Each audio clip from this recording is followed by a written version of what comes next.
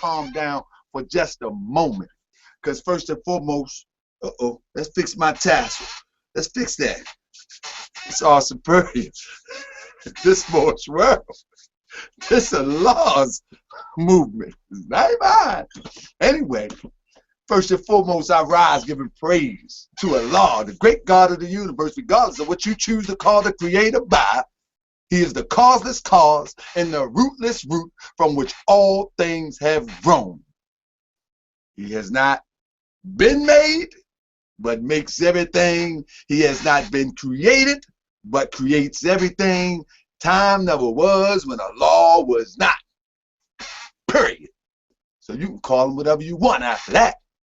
He is the causeless cause and the rootless root from which all things is sprung. I'm going to keep it calm a little bit for right now because we got some topics that we are going to address. If you see behind me, I got my brother Larry on the screen. Just in case somebody's tried to say in the chat that he did not say that, or unless he's in the chat and say he did not say that, and what we will do, give me the timestamp, or I will find it if I can. But if you're so sure that the brother is correct in his assumption of Moorish history, we have him right here. We have him right here doing his thing. Oh man, he showed his behind. Remember old people said he just showed off. He just showed his behind.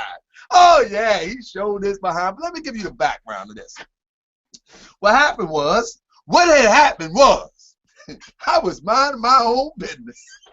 Brother Taharka Bey was minding his own business. And this day, it was a hot day in Baltimore. And I'm telling you, I wasn't bothering nobody. I was just chilling, doing my work, and it was hot. That day, I was working on a roof. I'm telling you, this past week or two, I've been working on doing roof work. I do property management, home improvement. So I'm doing roof work this day. So I'm on the top of the roof. It's almost 100 degrees. I'm using a torch. That's a torch down. That's when you use a torch and you burn the rubber onto the roof. Bottom line is, it's hot as ever. I'm wore out. I'm tired. I come home for lunch to get some AC and, you know, chill for a minute to rejuvenate myself. The phone ring. Here it is, Brother Saneter. Mind you, he's been calling me quite frequently. I actually like Brother Saneter. Don't get it twisted. I like Brother Saneter. I like his style. I like his style. You know, he got that European style about him. And I don't mean to verge off, but I'm from Annapolis, and I know how Europeans work. And he got that European style about him, you know, which is fine with me. I can work with it. I've been working with it for a long time, so it's cool. Anyway, nevertheless, he calls me, and I'm tired.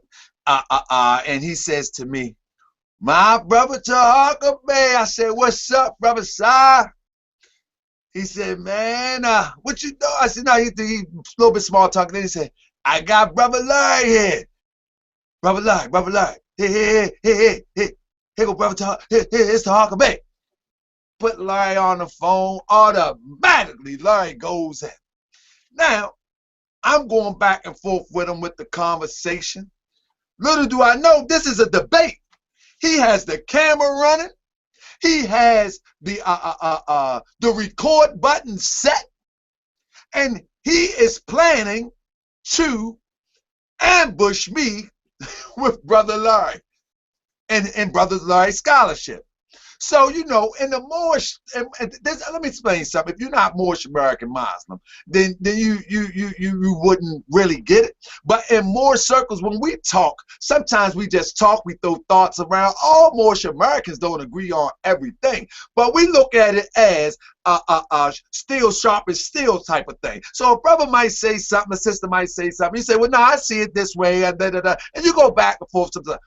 You know, and so this is the way that I'm addressing this conversation. Come to find out, this was a way for him to get some sort of ups. I don't know. Cool with me. I don't have a problem with it. Fine. Great job. Good job. But what the brother said, which is going to bring me to opening this panel up, what the brother said was, first Saneter said, "This is good. This is good. We could do this on your channel.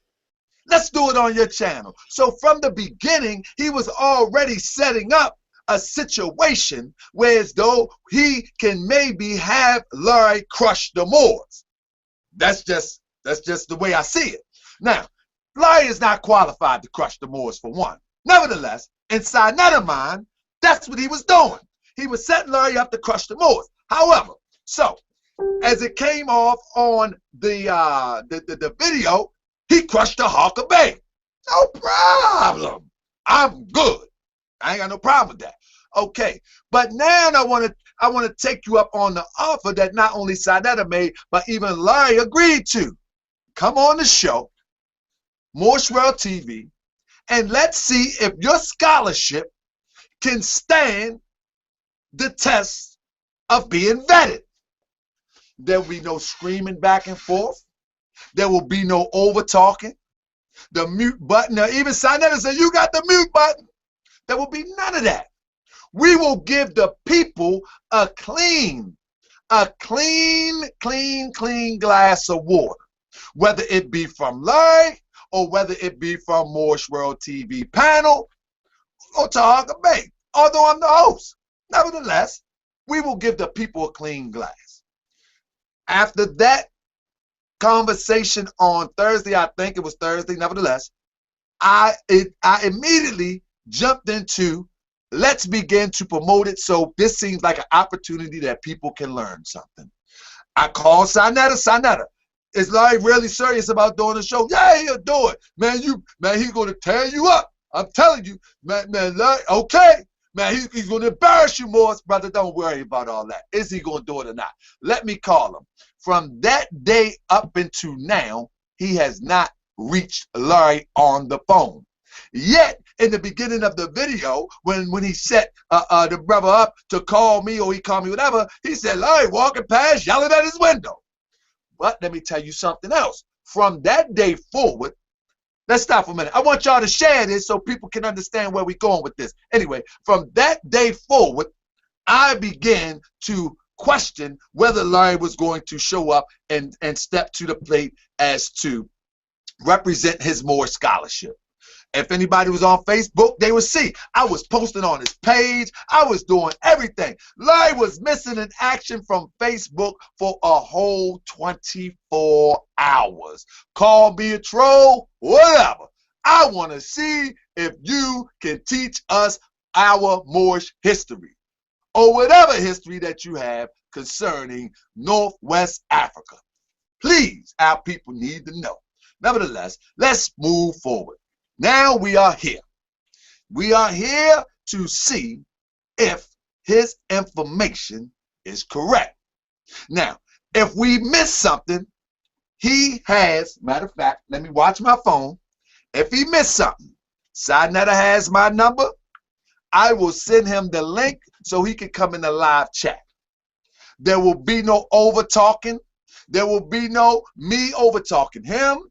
There will be no panel members over talking him. There will be no gang rush on nothing. We are here to teach people about the history of North Africa as it relates to Moors. So if he wants to come on, he's welcome to come on.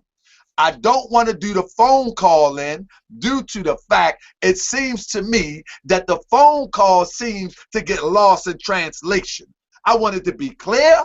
I want it to be done, nail in a coffin. Larry, your scholarship is sharp. We respect you. Move on. Or Larry, your scholarship, it doesn't measure up. We respect you. Move on. Or vice versa. Nevertheless. Now, I want everybody to share this link before we get started, because this is some information that's very important. People have been doubting what Moors stand for, who Moors are, what the Moorish Science Temple of America is, and what they stand for. Are they theoretical Moors? Are they literal Moors? Are they Moors of antiquity? Are they different from the Moors of ancient time? Who are the Moorish Americans? That's what people want to know. And we here at Moorish World TV is going to clarify for you tonight. Now, mind you, there is a vast history concerning the Moors. We cannot cover everything tonight, but what we can do is give you a clear conception of what a Moor is, and that's what we're going to attempt to do.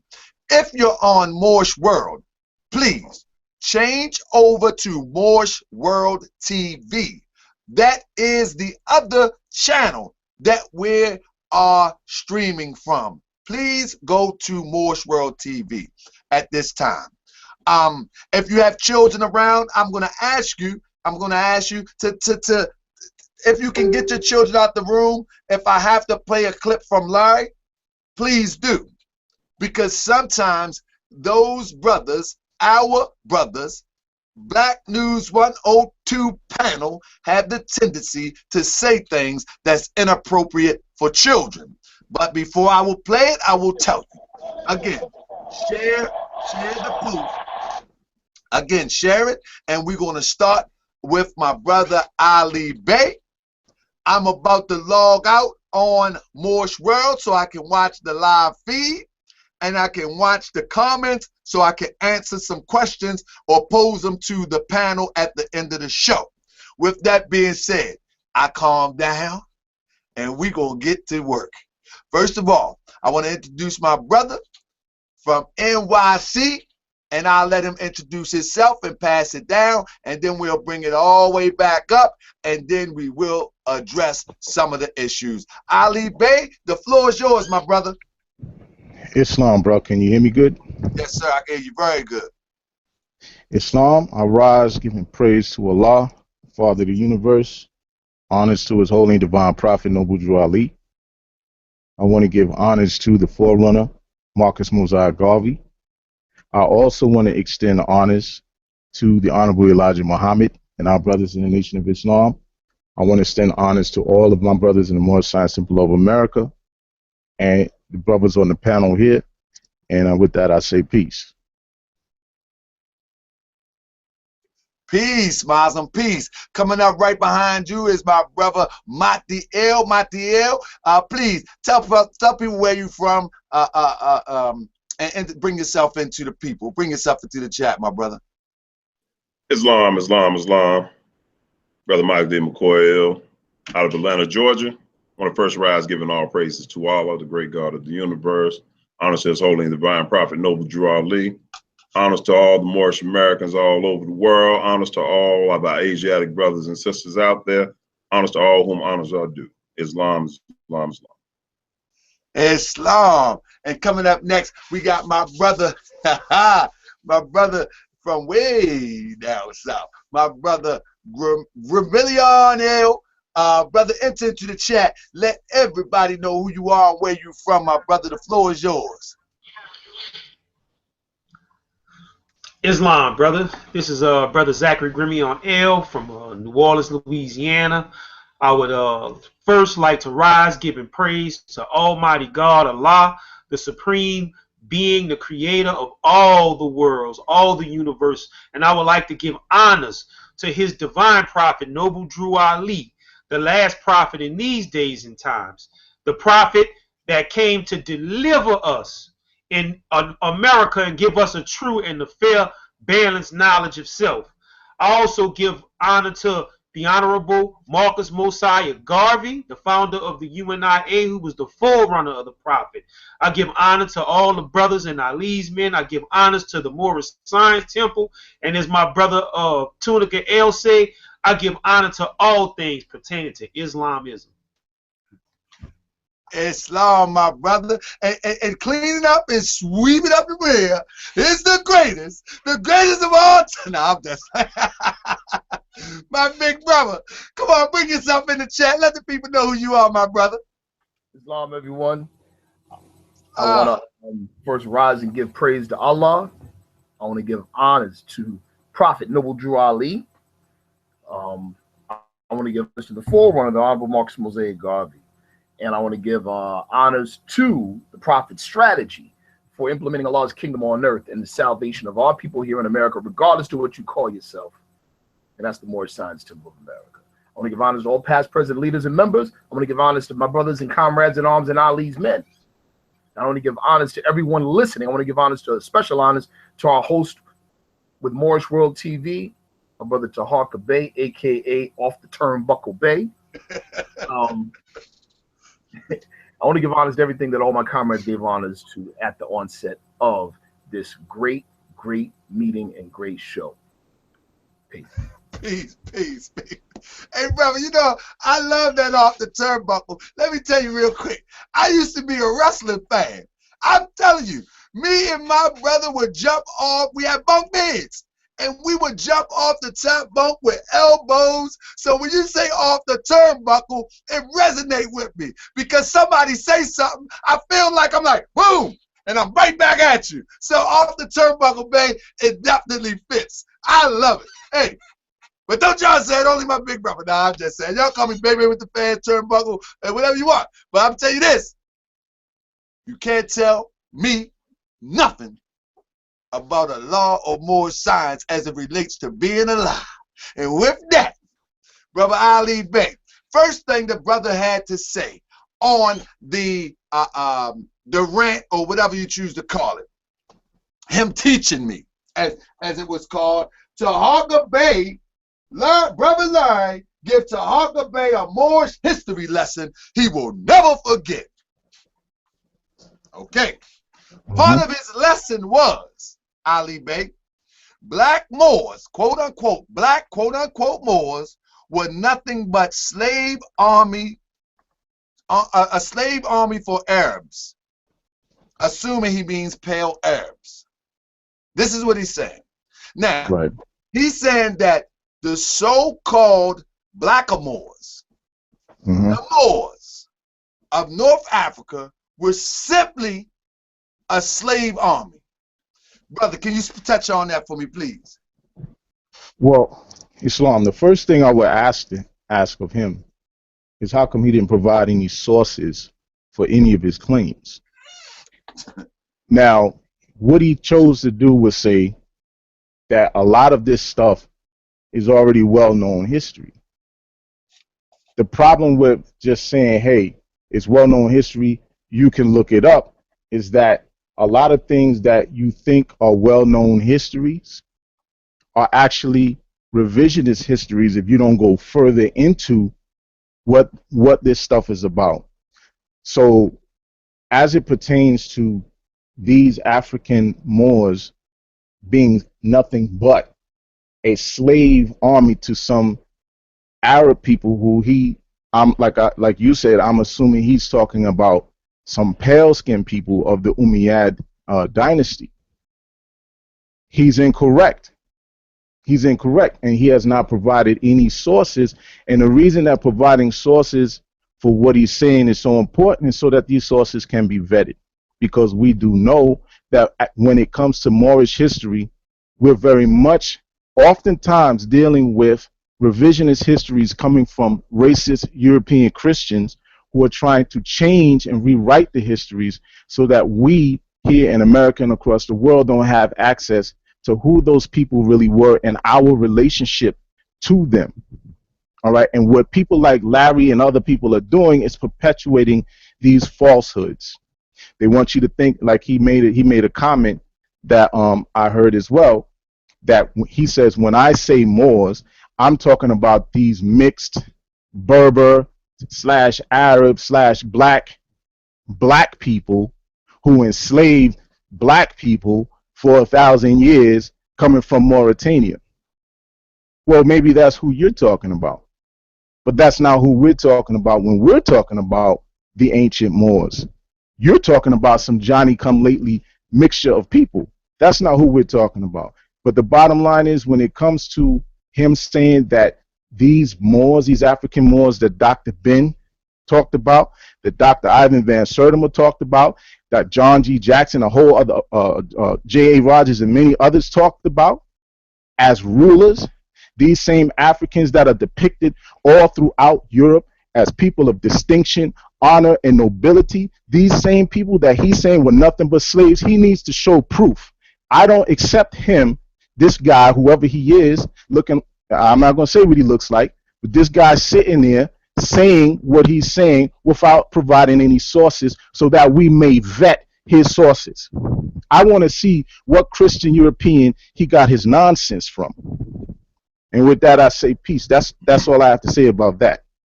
Now, what I want to do is I want to pass these, because listen, this is the problem that we have with a lot of these little rants that happens on my brother Saneter channel. A lot is being said, but nothing is being said. So out of 45 minutes, we literally, one moment, out of 45 minutes, we literally got a small page of information. And let me just reiterate, brother, Right. it's very important.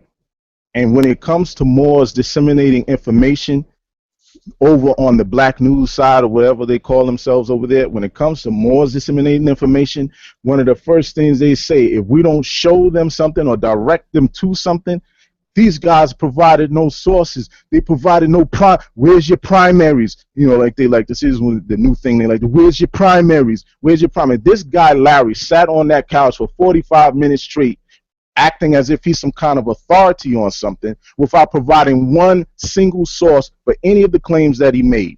And this because he said in an authoritative way that this is known information. There's a lot of lies that are known. There's a lot of misinformation that's well known. That's not the point. The point is, if you're a scholar, if you want people to take what you're saying seriously, provide the sources. Let us vet the sources and provide more than one source while you're at it, saying the same thing. Let us vet the sources. Let's see where you're getting your information from. Let's see if it's revisionist history. That's my position on it. And with that, I'll yield.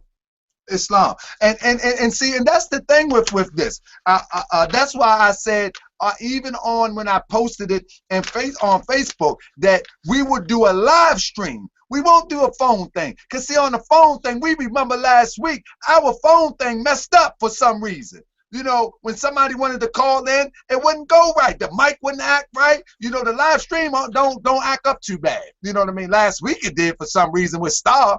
Don't know what, but nevertheless, it usually don't act up. But nevertheless, after 45 minutes of information that he claimed was information, this is all we ended up with. And I'm still in my mind taking some notes to try to get some more. This is it. Indeed. It's all fluff, people. Let me reiterate one more thing. Let me reiterate one more thing. Brother. All throughout Europe, these people that are called Moors are depicted, whether it is in oil paintings, whether it is in statues, whether it is in coats of arms, whatever it is. These Africans, we're not talking about pale-skinned Arabs. We're not talking about no mixed Berber, Arab, white, tanny Moors or none of it. We're not talking about that. These people that are called Moors are depicted all throughout Africa. All throughout Europe as people of distinction, nobility, and honor. All throughout Europe. So when he says they were nothing but slaves, he has to prove it. He's going to fight against the imagery that the Europeans themselves left. Right. Correct.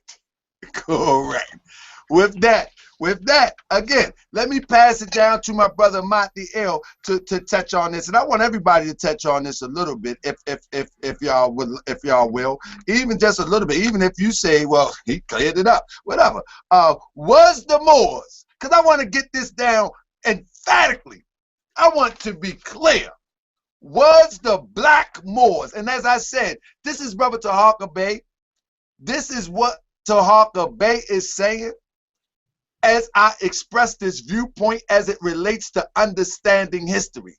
So as I use terms like black, I'm saying it how it was given. That's it. I want nobody to twist my words. It is what it is. So with that being said, was the black Moors, as the brother said, because that's what he called them. We know better. Was the black Moors, the black Moors, was the Moors of North Africa just simply a slave army for the pale or Arabs? Islam, brother. Islam, absolutely not. But I mean, I mean, when I listen to Larry, it's like I'm listening to somebody who, you know how it is when you have a brother who gets locked up and then he goes to prison, and the prison library is very thin on books. So he reads those 1 or 2 or 3 books that they have in the prison library. And then he keeps regurgitating that same information over and over and over as if that's going to make it so, as if there's no other books that have come as of late and debunked all of the things that he's saying. Now, I read from this book, Stolen Legacy by George G.M. James. I read from this book, and I asked, for them to either denounce George G.M. James, or either you're going to have to say that what he's saying is right. But he speaks about the Moors in Africa. And I'm going to read it again because for some reason it seemed like maybe Larry didn't get it or something must have happened.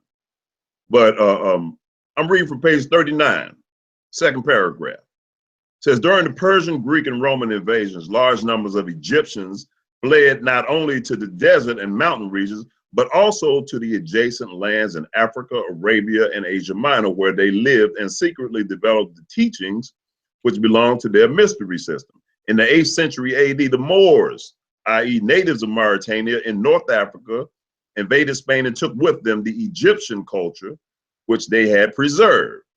Now, clearly he says that the Egyptians fled to North Africa, that the Egyptians fled to Arabia, that the Egyptians fled to Asia. So unless you're saying that the Egyptians are some mixed Berber and Arabs, and I'm talking about the ones that you love so much, I'm talking about these commissions. We're talking about during the time when we know that Africa was being ruled by the actual Egyptians, by the actual people of Kemet, by the dark-skinned, what they call Nubian now, people of Kemet. So we know that George G.M. James is talking about that specific time frame. So unless you're telling me that those people were some pale-skinned Arabs, don't tell me that our people here in the north, on the northwestern shores of Africa, were some pale-skinned Arabs and mixed Berbers. You're just using a definition, an up-to-date definition that you'll find in the dictionary now to define something that is from antiquity. But if you look at the old dictionaries, none of the old dictionaries say anything about mixed Arab or Berbers. You pick up a dictionary from the 1800s, you look up the word Moor, guess what it says? A black man. So, come on, man, you can't pick and choose, you can't mix and match. You know that these people were Africans, so now you want to use the old slave narrative. You guys always want to use the old slave narrative to try to get out of everything. Well, yeah, they were soldiers, but they were just slaves. They were slave soldiers. But again, like Brother Ali was saying, there are so many depictions. Brother Ali, what's the name of that site that has all of those pictures on it?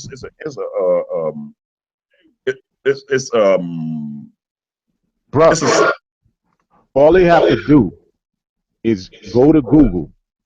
This is the first place to start. Just go to Google and type in images of Moors in Europe and just look at what comes up. That's all you got to do.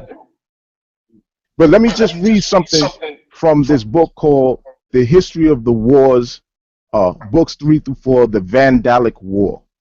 In the index of this particular book, it gives the definition of the word Moor. It says that the Moors are a black race of Africa, period. Period. And then it goes on and it says, an account of their origin and Palestine and migration westward is also given in this book. That goes into the teachings of Prophet Noble Drew Ali. Where the Moors came from. Where's ancient Canaan? This is the part of the teaching that they don't know about. See, they're not putting it all together. Who are these Moors? What is the relationship between the Moors and the Canaanites, or who the Greeks call the Phoenicians? Who are these people? Okay, so in this book, The History of the Wars, The Vandalic Wars by Procopius. He talks about the Moors being a black race that migrated from Palestine into Africa.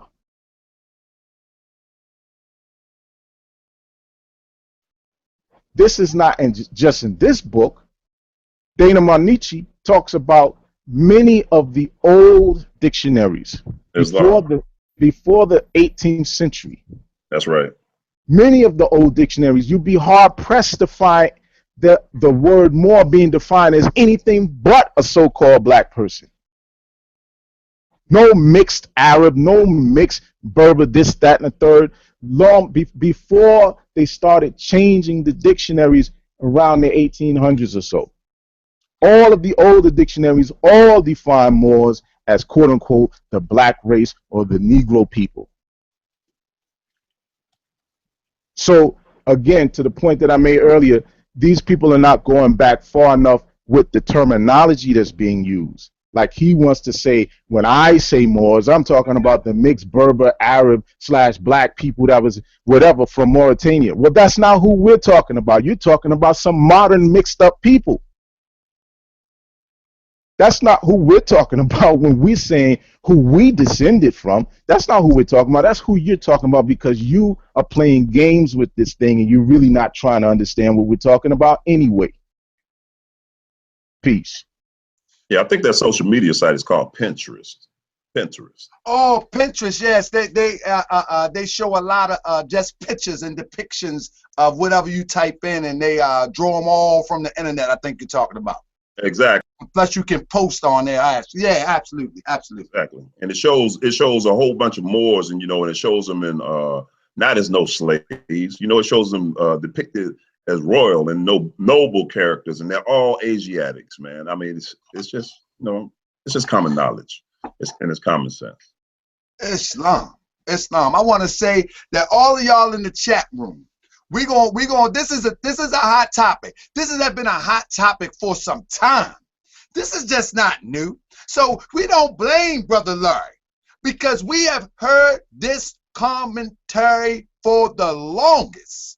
Before there was a social media, we heard this commentary. We've heard this. This is one thing about a Moorish Americans that most people are not used to. Please share this on Facebook. Share it on wherever social network media thing you on. I don't care, IG, share it, because you're about to learn something today. But what I'm saying is that Moors of the Moorish Science Temple of America, there isn't an argument that we haven't heard.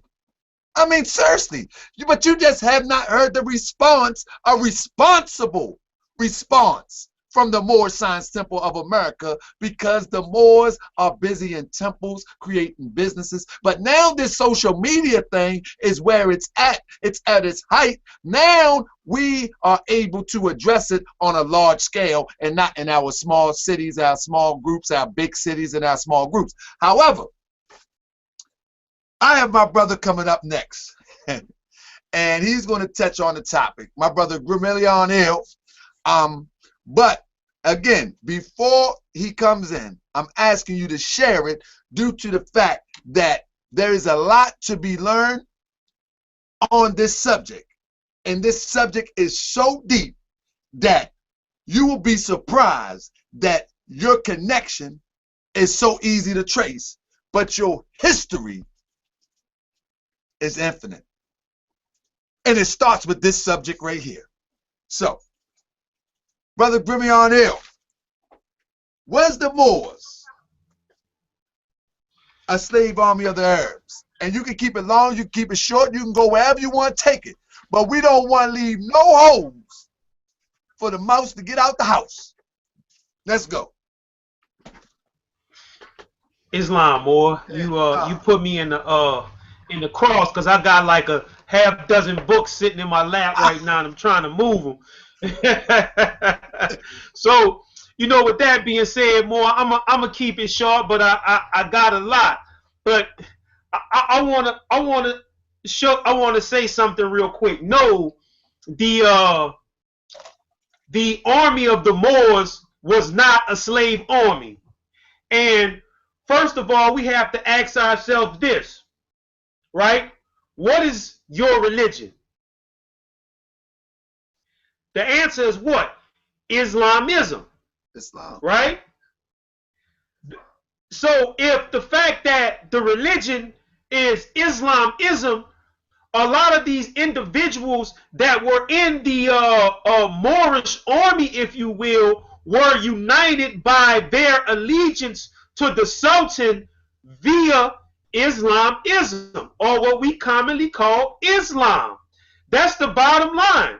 And these people, we have to realize a lot of the people in these positions of rulership, if you will, tied their bloodline into the bloodline of Prophet Muhammad. So when these Muslim warriors, if you will, or I should say these Muslim soldiers, if you will, were in these particular armies, they in turn were in these armies because of their dedication to the bloodline of the Prophet Muhammad, to the Sultan, to Islamism, and ultimately Almighty God Allah. Now let's talk about this slave thing real quickly, and I'll be brief with it. See, when people use the word slave, what they do is they take the word slave as used in North American colonialist ideology of what became perpetual chattel slavery.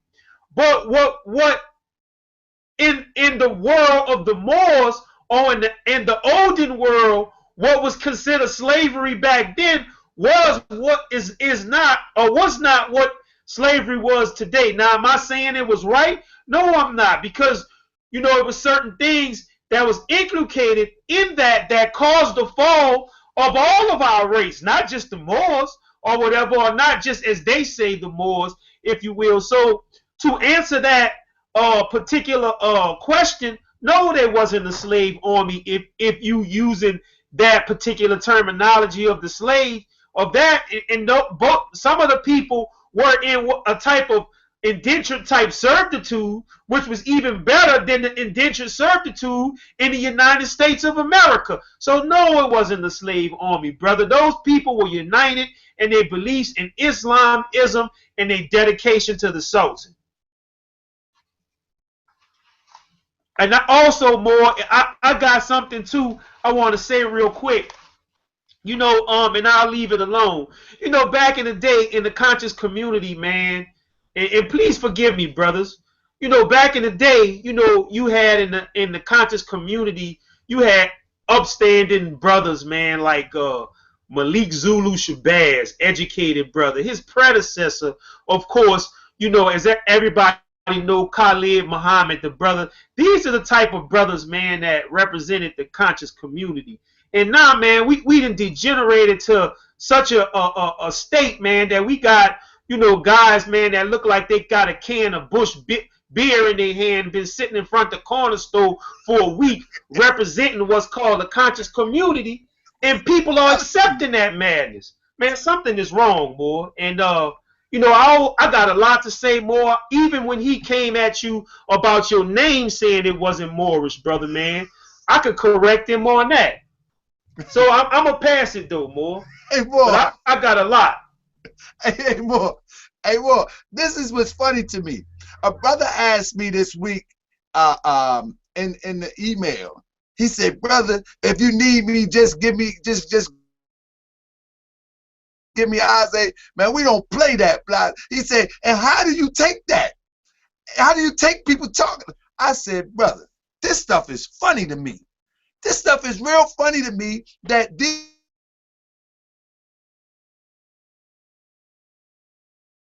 scholarship. I have been around real scholars my entire life as it relates to being a Moorish American. Do I express it as a Sharif Anil Bey or Grimion El or Ali Bey or do I express it like a Mati El, like a Cyrus El, like a Tunica El? No, I don't. But I've been around veterans, and I ain't gonna name drop, but everybody in Ali's know who I've been around. But the point that I'm making is that when I hear these people talking that this is Moorish history or North African history, I'm saying to myself, what have they been reading? And I found out that if you take some of the statements, and I challenge everybody to go on Black News 102 and look at the video. And I'm giving you this one. Take a phrase that Brother Larry say, put it in Google, and I guarantee you it will come up on Wikipedia almost word for word. The brother is a wiki scholar. Islam, boy. He's a wiki scholar. If you do it, you will not be disappointed. I'm telling you. But coming up next, here's a real scholar that's coming up. Every brother on this panel are true to the Moorish Scholarship. Coming up next is my brother, Sharif Bey, that y'all know very well. I don't know if I should stick to this or... Yeah, brother.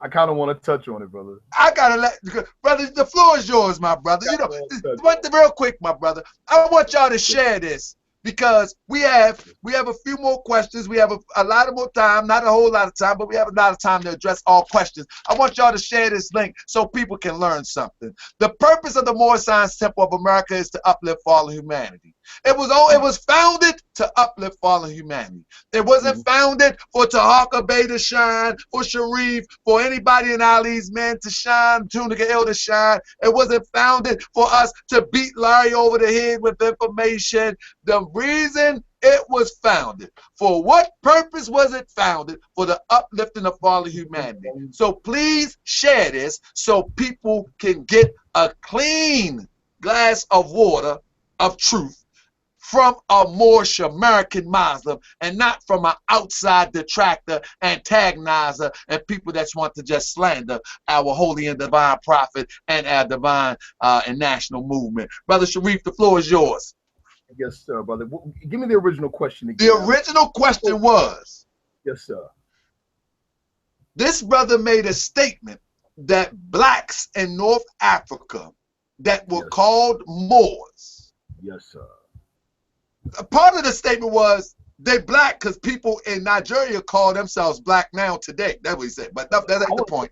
The point is that they were slaves to the Pale Arabs, and they were a slave army sent out to conquer other people. Even went to Spain. They was commissioned by paled armies. I guess that's what he's saying. They were a slave army. There was blacks and was a slave army, and that's what it is. All right. See, I want to, and you all know me well enough to know that, especially dealing with our people, you know, even in dealing with subjects like this and addressing our people, especially the conscious community, I like to throw light on the psychology before we get into the academics. Because if you're not thinking right, we can show you the academics and it won't matter anyway. You know, so we got to address the psychology first. Let's keep it real simple. Let's keep it real simple, something that we know at the street level. Okay? If you come to me as my friend or kinsman, so in other words, we look alike, we're from the same hood, same community, but the words coming out of your mouth sound like my enemy's words, I already know how I need to see you. It's just that simple. So that being said, when we hear brothers like Brother Larry say that all you Moors were, or all the Moors were, was a black slave army to pale-skinned people, he sounds like Donald Trump. I'm sorry. Exactly. He sounds like the people that have told you since birth, and your parents at birth and your grandparents at birth, all you can be is a slave. You ain't nothing but an N-word, and all you can be is an N-word. That's what you sound like. Yes, sir. Understand the psychology, man. You guys sound crazy, but I get it, though. European psychology lives on the brains of our people, which is why we can't form an organized thought to our benefit, even with so-called knowledge of ourselves. So let's get to it. we want to address sources. And like my brother said, I give honor to what all my brothers have said, but one of my brothers in particular, straight up and down, Brother Ali Bey, said the man never gives sources. He just sounds authoritative. You know what I'm saying? That's like a muscle man that doesn't take, or a so-called muscle man that doesn't take a shower for a month. He just smells strong. So let's talk about sources for a second. Let me give you all some visual aids, people. Visual aids. Where's this screen share thing? All right, here we go. Give me hold on. There you go. You can see it? Yes, sir. See it? Yes, sir. All right. All right, here we go. All right, here's a source, people. This is a source. Classical Arabic tradition on skin hue. Before we even go further, let me just say this. How many of you all watch, you know, movies like 300 or movies like, you know, yeah, like 300 or like Gladiator? Yes, Well, Gladiator is about ancient Romans, which are present day Italians, right? Right. They were Italians. Now we all know what Italians sound like, what their accent is like, what their mannerisms are like, right? Here's my question to you. Why is it when you watch these old period flicks, they all sound like Shakespearean actors with English accents? Why is that? Right. They all have British accents. Even in Egypt, Right. they got British accents. Yeah, they got British accents. Why is that? It's because it's Europeans giving you the narrative, and they want to give you the narrative that they want to give you. So they're giving you a narrative of ancient people with modern social norms. Yes, sir. That is out of place. You cannot look at the norms, the social norms of even 50 years ago with 2016 eyes. So That's anybody that does that is showing you what? Shoddy scholarship or lazy scholarship. Yes, indeed. That's lazy. So when people in that time period, we're talking about pre-colonial Africa, we're talking about dynastic period Egypt. In these time periods, we're talking about, you know, imperialist time period for the Moroccan Empire, the invasion and the occupation of Europe via Spain by the Moors. During these particular time periods, what were the social norms? So if you hear an individual describe someone as black during that time period, we know for sure, we know darn well, it ain't the same black that was invented by the Europeans that we go by today. When they said white during that time period, it was not the same white, understand, that Blumenbach and all these other Europeans came up with that we follow today. Make no mistake, we follow that same color code system today that Europeans invented. So let's talk about it. Here we go. Classic Arabic tradition on skin hue, people. So we know what they're talking about when they mention different color schemes or complexion, just so we know what they're talking about. I want you all to screenshot this, please, so you can have it for your own records. This was recorded in the 15th century by Muhammad Ahmed al-Minhaji al-Asyuti.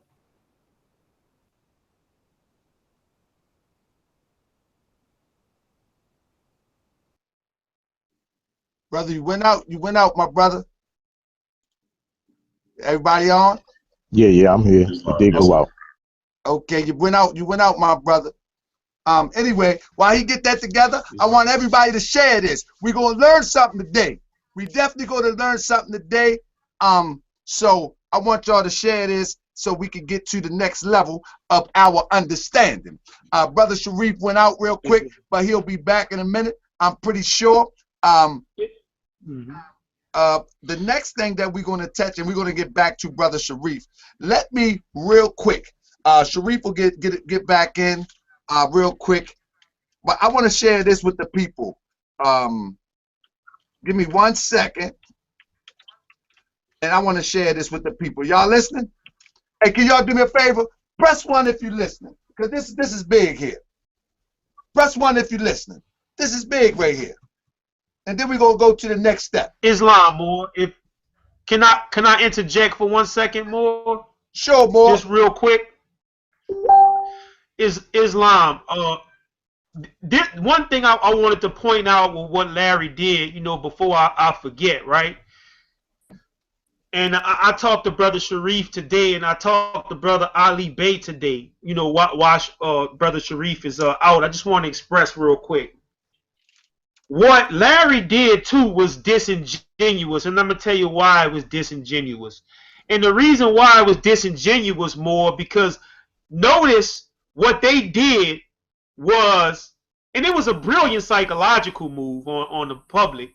What they did more was they took Moorish ideology and Moorish arguments that they stole from Sharif Bey and arguments that they stole from Ali Bey and myself, and he recrafted the argument and used the argument against sovereign citizen Moors, and then made it look like you, me, myself, all the MST of A embraced these sovereign citizenship Moors and used the arguments that we usually use against them, like about the 14th, 13th, 14th, and 15th Amendment, the whole thing about black status and so on and so forth.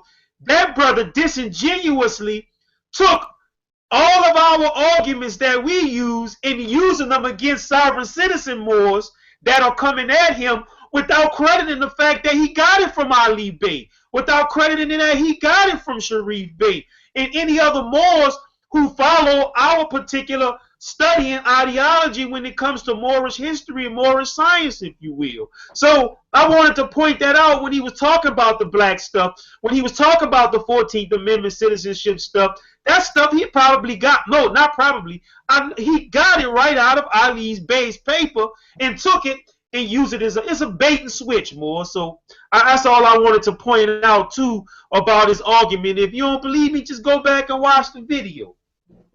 Islam. And so what I was doing here is when the brothers that we are addressing, the brothers the brother that we are addressing is the brothers that say that these are our master teachers. Dr. Ben, John Henry Clark, Ivan Van Sertima. They say they hold these brothers, our brothers, as their master teachers. Matter of fact, every so often as Brother Ben physically declined in age, they would actually go take little photo ops at the nursing home. They were, you see Shaka leaning up like a child, like a little baby child up against Dr. Ben, just to say, look at me. This is my master teacher, y'all. Y'all don't have a master teacher, but I do. Right. They do all of these photo ops. But now,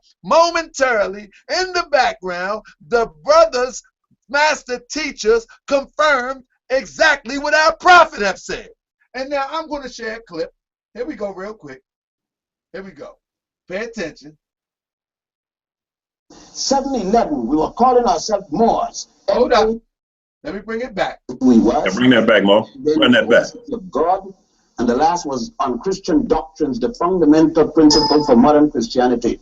3 black women, Saneter, Perpetua, and Nymphana, were the first to die for Jesus Christ. Next, and they were from what is today called, how do you know this? It's in the documents of the church. And it's in the writing of the church. And was it not Pope Melchizedek, the 3 African popes of the Roman Catholic Church, Melchizedek, Victor III, and the other one, Galatians. Galatians. We have them there. Now, these are church documents. But remember, when there came a time in 1506, after we lost power in Spain, the Africans ruled Spain from 7-11. We were calling ourselves Moors, M-A-U-E-R-S, then M-O-O-R-S, from 7-11 until 14. Did y'all hear that? Let me do it one more time. I'm really not good. Brother. I'm really not good with the rewind on the YouTube. But we're going to do it one more time and we're going to move forward.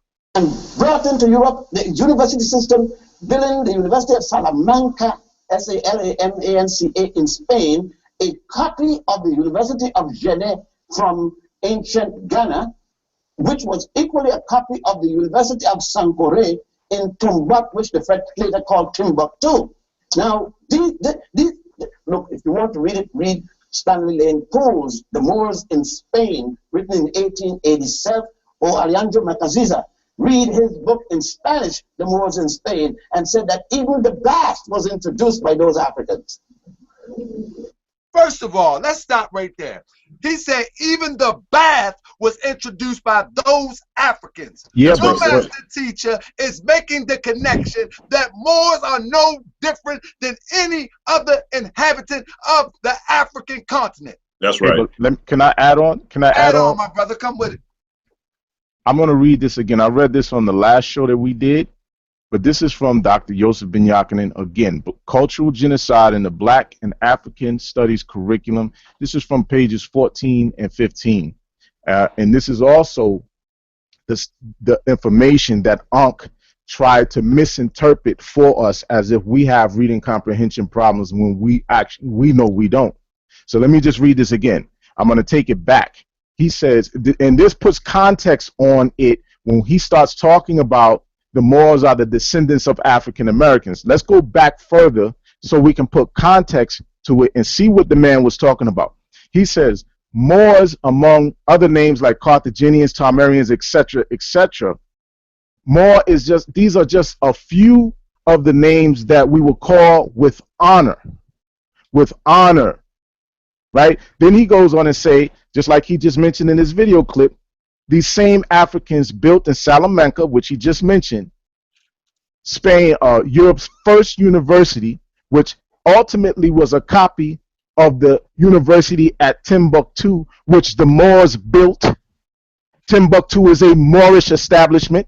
All you have to do is look into who established Timbuktu. You're going to find out it was a subgroup of Moors called the Tuareg. You will find this out. That's who built Timbuktu. Timbuktu is a Moorish establishment.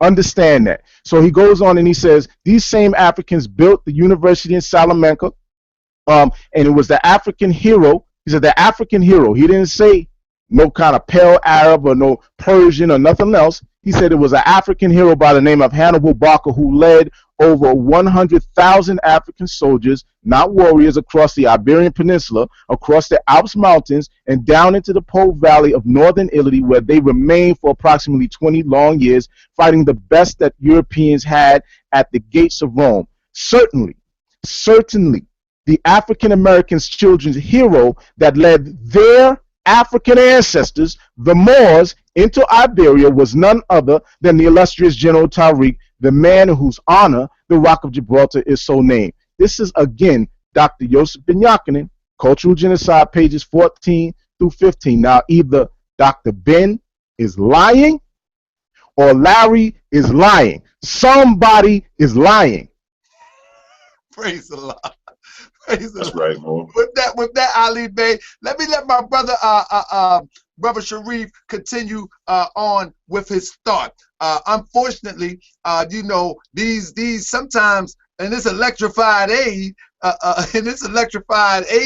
you know, the system be rushing upon things that try to destroy the message. But truth is on board and falsehood about the fleet, and Brother Sharif is going to finish his thought. But I want y'all to share this.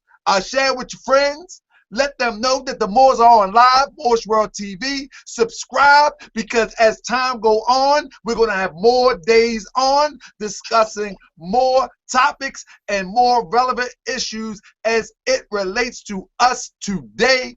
But in the meantime, in between time, we are going to address all the slanderous and falsehood notions that people want to put out about the Moors. If it's one of those things that's been perpetuated for a long time, and this is one of them. Brother Sharif, the floor is yours. Brother Taharka Bey, let me say this real quick. Yes, sir, my brother. Let me say this real quick before Sharif gets going again. All right, my brother. Brother, isn't it an interesting narrative that one minute the Moors are accused of enslaving Africans, you know, all over Africa, but the next minute Larry's giving an explanation saying that the Moors were the slave soldiers. We were the actual slaves. So what is it? Are we the slave or are we the enslaver? You know, they're trying to have it both ways. The whole thing is the big trick, and the whole thing is slavery. They're always trying to relate the Moors to slavery to denigrate our name and to make us look bad. Now, what I read to you earlier from George G. M. James, he said that we are the children of Egypt and that we kept contact with Egypt and that we had caliphates in Egypt. So I'm trying to get some understanding of this. You know, how is it that we're the slaves and the slave master? No, that's just what I want them to explain that. Well, I think before Sharif come on, I think in the true sense, the prophet teaches us how the soul is. The soul will try to seek out truth.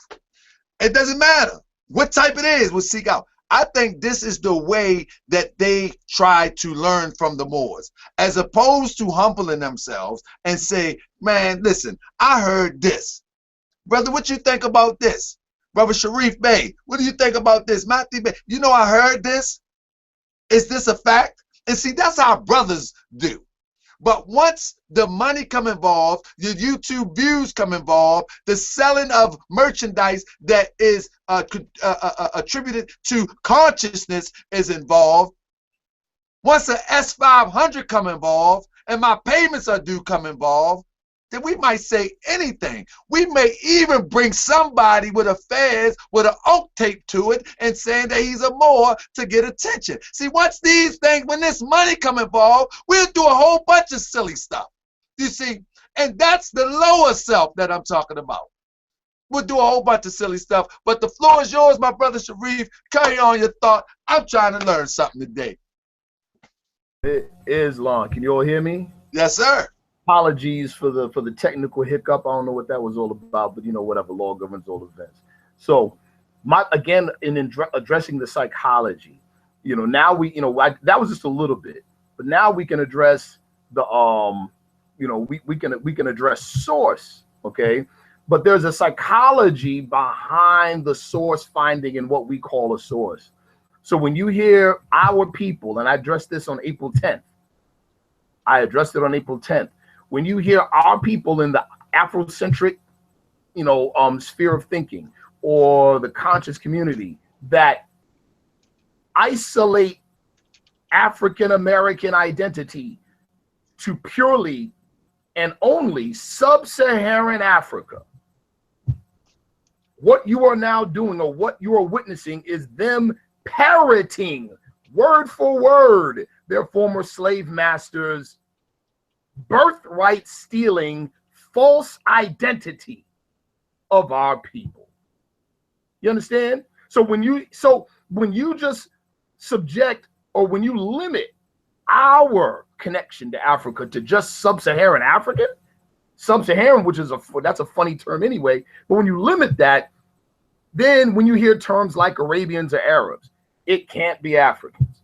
When you hear terms like Semitic, it can't be us. That's insane. Here's the truth, plain and simple, people. Plain and simple.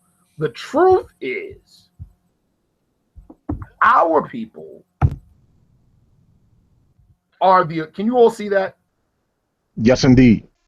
Yes, sir. Here's the truth, people. The whole narrative of our people only being directly descended from sub-Saharan Africans came from European white supremacist imperialist Orientalists. Let me put that in layman's terms. The very same people that said you Negroes are all and only sub-Saharan Africans and no one else, and all these other people have nothing to do with you, are the very same people that carved up Africa for themselves during the Berlin Conference.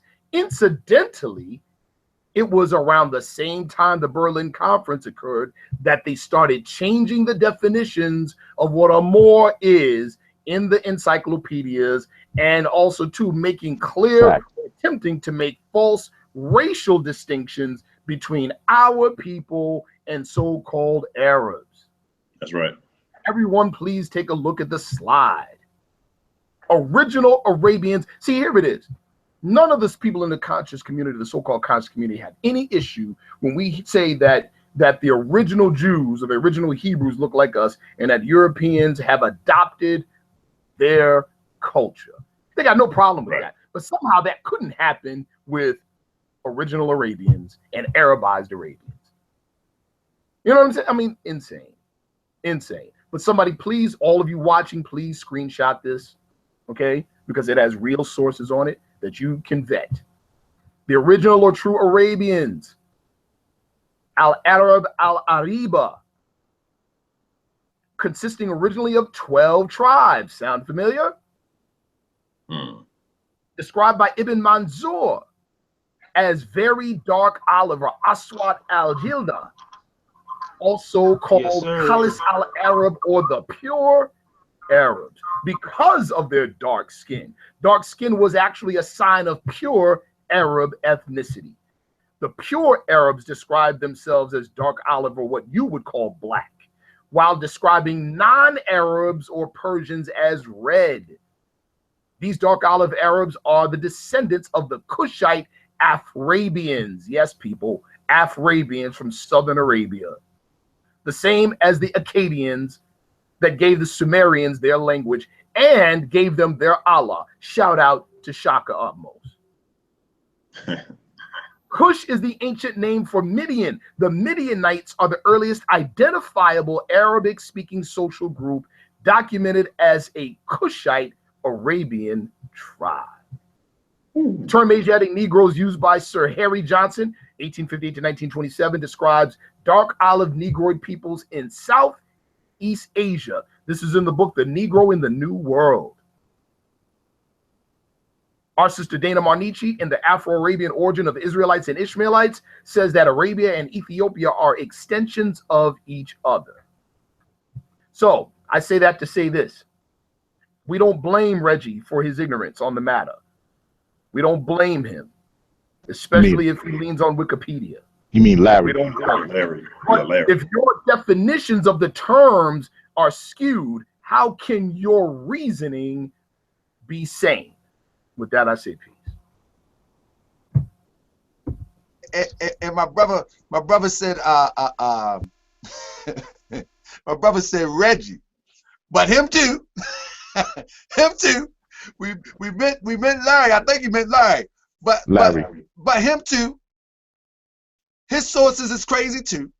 So let's move on to the next topic. The next issue was the cultural advancements being attributed to Black Moors came from other people like Arabs, meaning that the architecture, the mathematics, the all the sciences, we were enslaved basically, and we were taught that. This is what they taught the slaves now. I don't know why they wouldn't do that in America, but they taught us how to build castles. They taught us how to build mosques. They taught us how to do tiling. Like I do tile work. They taught us how to smelt metals. They taught the slaves all of this stuff. They didn't do that over here. They just taught us how to pick cotton. Nevertheless, all the advancements of Spain, the bath, the running water, the plumbing, all of this, the lights, street lights, the road, paved roads, all of this stuff, eyeglasses, everything. This is they taught us this. Ali Bey, please touch on this for me, brother. Let's make this fast, because this was a crazy one here. That the Arabs taught us this. Come on, my brother. Right. Islam. Yeah.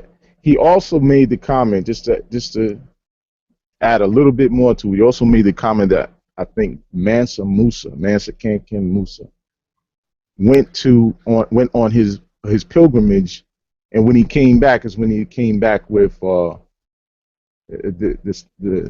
information or the advancements that he came back with is once he went to Arabia. So in other words, what he's saying in a nutshell is that these West Africans, who they like to call sub-Saharans, right? Sub-Saharan blacks, who were just to add this to it, according to Dr. Joseph Vinyakinen in Africa, mother of Western civilization, one of the derogatory terms that Europeans calls us is sub-Saharan blacks, black Africans. He said these are derogatory terms. This is what Dr. Joseph Vinyakinen says. But in any case, these people think that these sub-Saharan blacks who they believe they descend from, are the only people they descend from,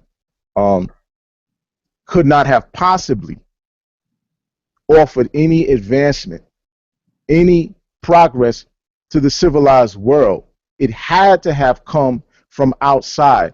Brother Sharif, correct me if I'm wrong. This is related to the Hamitic hypothesis. Is that proper?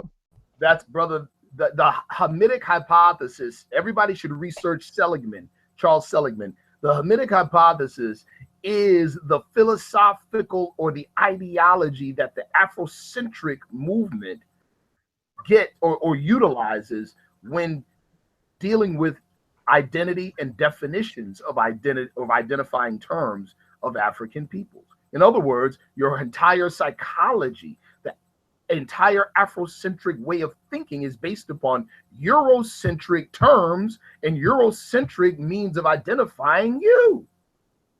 That's insane. Indeed. It's insane.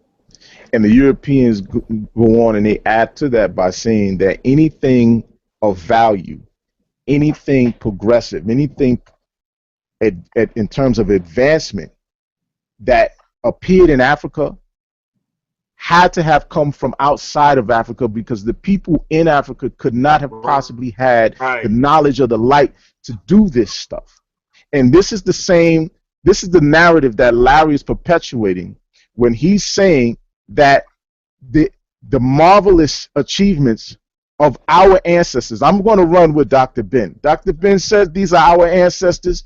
Prophet Noble Drew Ali before Dr. Ben said these are our ancestors. I'm running with these guys. I'm going to run with Van Sertima when he says these are our ancestors. I will let Larry prove that they're not, because so far he hasn't proven that. So I'm going to go with the actual scholars. Our ancestors, the advancements that are attributed to our ancestors in old literature and from our master teachers could not have possibly been theirs. It had to have come from somebody else, because they just not smart enough. They were just not intelligent enough. They were not enlightened enough to do these things. Mansa Musa didn't have anything before he went on his pilgrimage to Mecca. He couldn't have.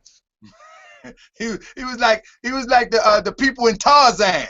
He was just chilling, wait for that European to come and teach them everything. They was just chilling, and but then at the same time, the European and that monkey took them to the next level. I'm going to defer. I'm going to defer to Brother Grimion L. But at the same time, the brother made the comment that he does not identify with what did he call him, Grimion? The Captain Naked Butt or something. What did he call it?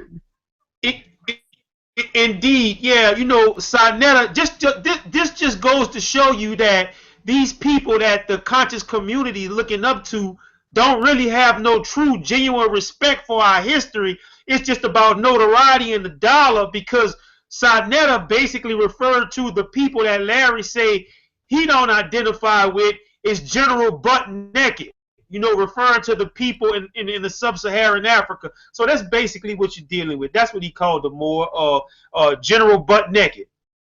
Indeed. So yeah, in terms of the advancements and things like that, a lot of these advancements have been laid out by many teachers. I'm sure Brother Grimion and Brother Makti McCoy and Brother Sharif and Al-Bey can go ahead and elaborate more on and probably provide some of the sources on the advancements of our people in Spain and also in Africa. Yeah, well, let me share real quick. You know, let me share real quick. Once again, I'm not leaving this book. I'm staying with Stolen Legacy, because they haven't proved anything wrong in Stolen Legacy yet. They haven't denounced George G.M. James. So I'm going to keep reading what he said. Now, George G.M. James says that on page 39 of Stolen Legacy, during their occupation of Spain, the Moors displayed with considerable credit the grandeur of African culture and civilization. The schools and libraries which they established became famous throughout the medieval world. Science and learning were cultivated and taught. The schools of Cordoba, Toledo, Seville, and Saragossa attained such celebrity that they, like their parent Egypt, attracted students from all parts of the Western world. And from them arose the most famous African professors. Let me read that again. From them arose the most famous African professors that the world has ever known in medicine, surgery, astronomy, and mathematics. I'm gonna stop right there. Stop. My source. And just go ahead, bro. Can I add something really quick? And again, dealing with psychology and the ability to think properly. The prophet told us, if I can get you to think, you can save yourselves. The presumption is that you don't know how to think. You know what I mean? And that's not an insult. We have to learn how to think financially. Most of us don't know the difference. We want to get rich, but don't know the difference between income and net worth. So that means we don't know how to think about money. It's just that simple. So when we say we have to learn how to think, that's not an insult. It's not an insult. That being said, right? That being said, one of the problems with the psychology of the outlook of the way we've been looked at as Moorish Americans, and the fact that we say we're Moorish Americans by those that don't say that or are ignorant of what it is to be Moorish American, is that they carry the narrative that we're somehow saying we are different people than you are.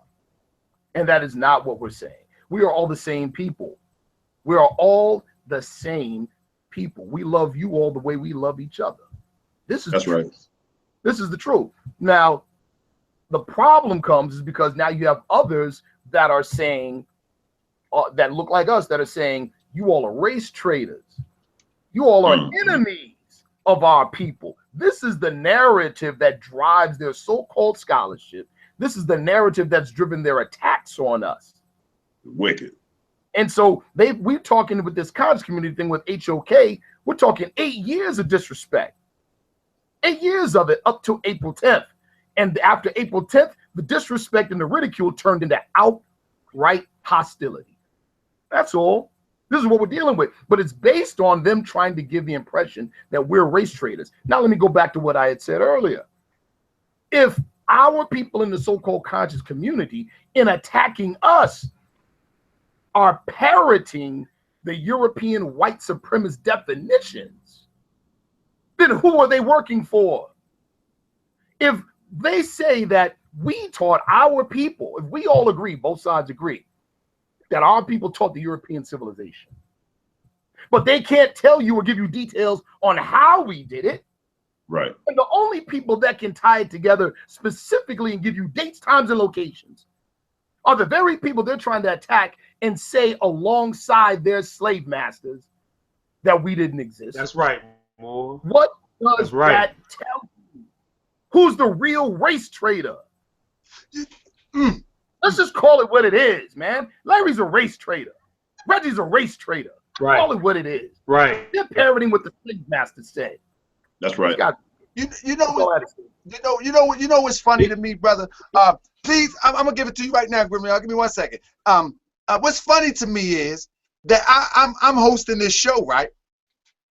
And I host this show and try to get the information, get the real information to the people that what went on in North Africa, what is Moorish Science Temple of America, who is the Prophet Noble Drew Ali, and all things surrounding those things, right? And people call me to ask me questions, and I have a regular, normal, everyday dialogue, not too deep, not bringing out sources, books. That's a conversation. When have Saneter ever have a conversation to say where he stands? When has Saneter ever stood on any principle of religion, any principle of theory, any principle as it relates to uplifting people of history, of any doctrine, of any source? When has Saneter been questioned? Yet you will call Taharka Bey. But nobody can question you, because once the question happens, we go straight to Negro land. And in Negro land, nobody speaks the language except for Negroes. And that's just what it is. So, last night, the brother told me that we're going to stop this back and forth with each other. Brother, let's just end it. Let's just be, I said, okay, I'm going to say it on the show. because the Moors are only responding. And when I say the Moors, I'm talking about Ali's men, members of the Moorish Science Temple of America, have only responded to the attacks. We have never attacked anybody. Never. That's right. You can't find the footage. Never. This is a response to Brother Larry. It was a response to Shaka. It was a response to Sankofa. Regardless of what the video showed, it was a response. Nobody never initiated any confrontation. None of my brothers on this panel. That's right. So, what is going on here? The attacks will go on and on and on and on. Why? It seems as if when the Moors, let me say this, and then I'm going to let you go, because I want to say it real quick. When the Moors, as they call it, expelled from Spain, Europeans had this such hatred for Moors, because the Moors, they felt, have dominated them for 700 years or more. They felt that the Moors took their way of life, turned it inside out. That's right. And made them a part of the Moorish way of life. Yes, so sir. when they had the time to recover, because the Moors served gods and follow and worship gods, they didn't know anything about our prophet teaches us. And so they fall off the top. So now they get a stronghold. The first thing they want to do is enslave Moors. It was simple as that. Now, fast forward to 2016.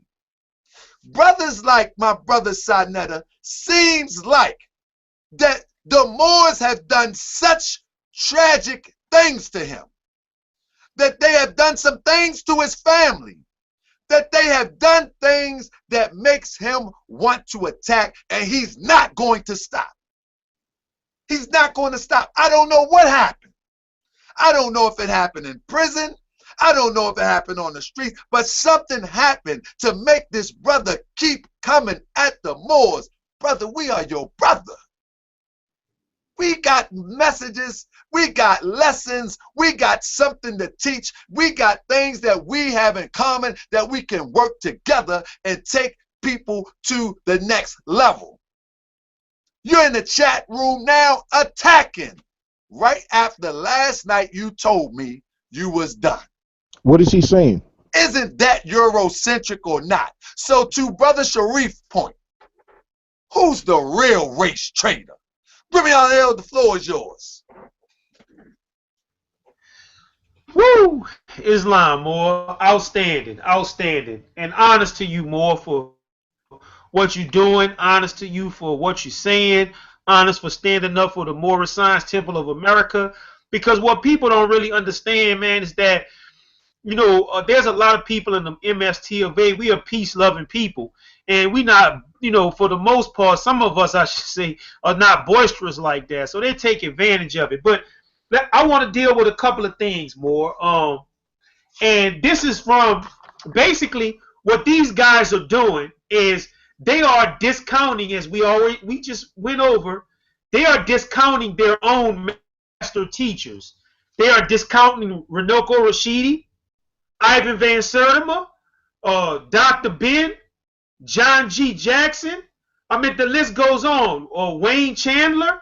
I mean, I mean, they can just keep going just because those guys are envious and jealous of what we represent. Envious and jealous when Sharif put the smackdown on them on April 10th that they just going to continue this vitriol. So, you know, one thing I want to do before I go into what I'm doing, I want to call for calm hands and calm minds, because this is what's going to happen. Almighty God, Allah forbid. Somebody is going to take something serious that Saneter and all of these other detractors say, and somebody's going to get hurt. They not going to do it, but like my brother, we talked about earlier, they creating the atmosphere where somebody can say, hey, go that race trader more and go hurt an innocent more. And me and Ali talked about it earlier. The threats are being issued. People are threatening us right now, threatening our lives. But let me go on so I won't be belabor the time. This is from Dr. Ivan Van Sertima. And this is also tied into you, Brother Taharka, because they made a statement in regard to your name and saying, no, that's not a Moorish name. This had nothing to do with the Moors. But I'm going to read to you something that Dr. Ivan Van Sertima said in regard to invasions in Spain about your name, Taharka. So, in the show that them brothers was wrong and they don't know what they're talking about. This is what Dr. Ivan Van Sertima say about your namesake, brother man. The second major intrusion of Islam. The second major intrusion of an African army into Spain before the Moors, he referred to our Islamic brothers, ancestors, he says occurred about sometime around 700 BC. This is the Kushite dynasty. He said during the period of the 25th dynasty in Egypt, when the Ethiopian Taharka was a general, but before he had been seated, before he had been seated the throne by his uncle Shabaka. He said, it is this name, Taharka, referred to in early Spanish chronicles as Tarraco, that led a garrison into Spain and invaded it during this period. Wow. Y'all with me, brothers? Yes, sir. Islam. We have a clear and indisputable reference to this in a manuscript by Florian de Ocampo, the Crónica de General, published in Medina del Campo in 1553. The name of the invading general was given as Tarraco.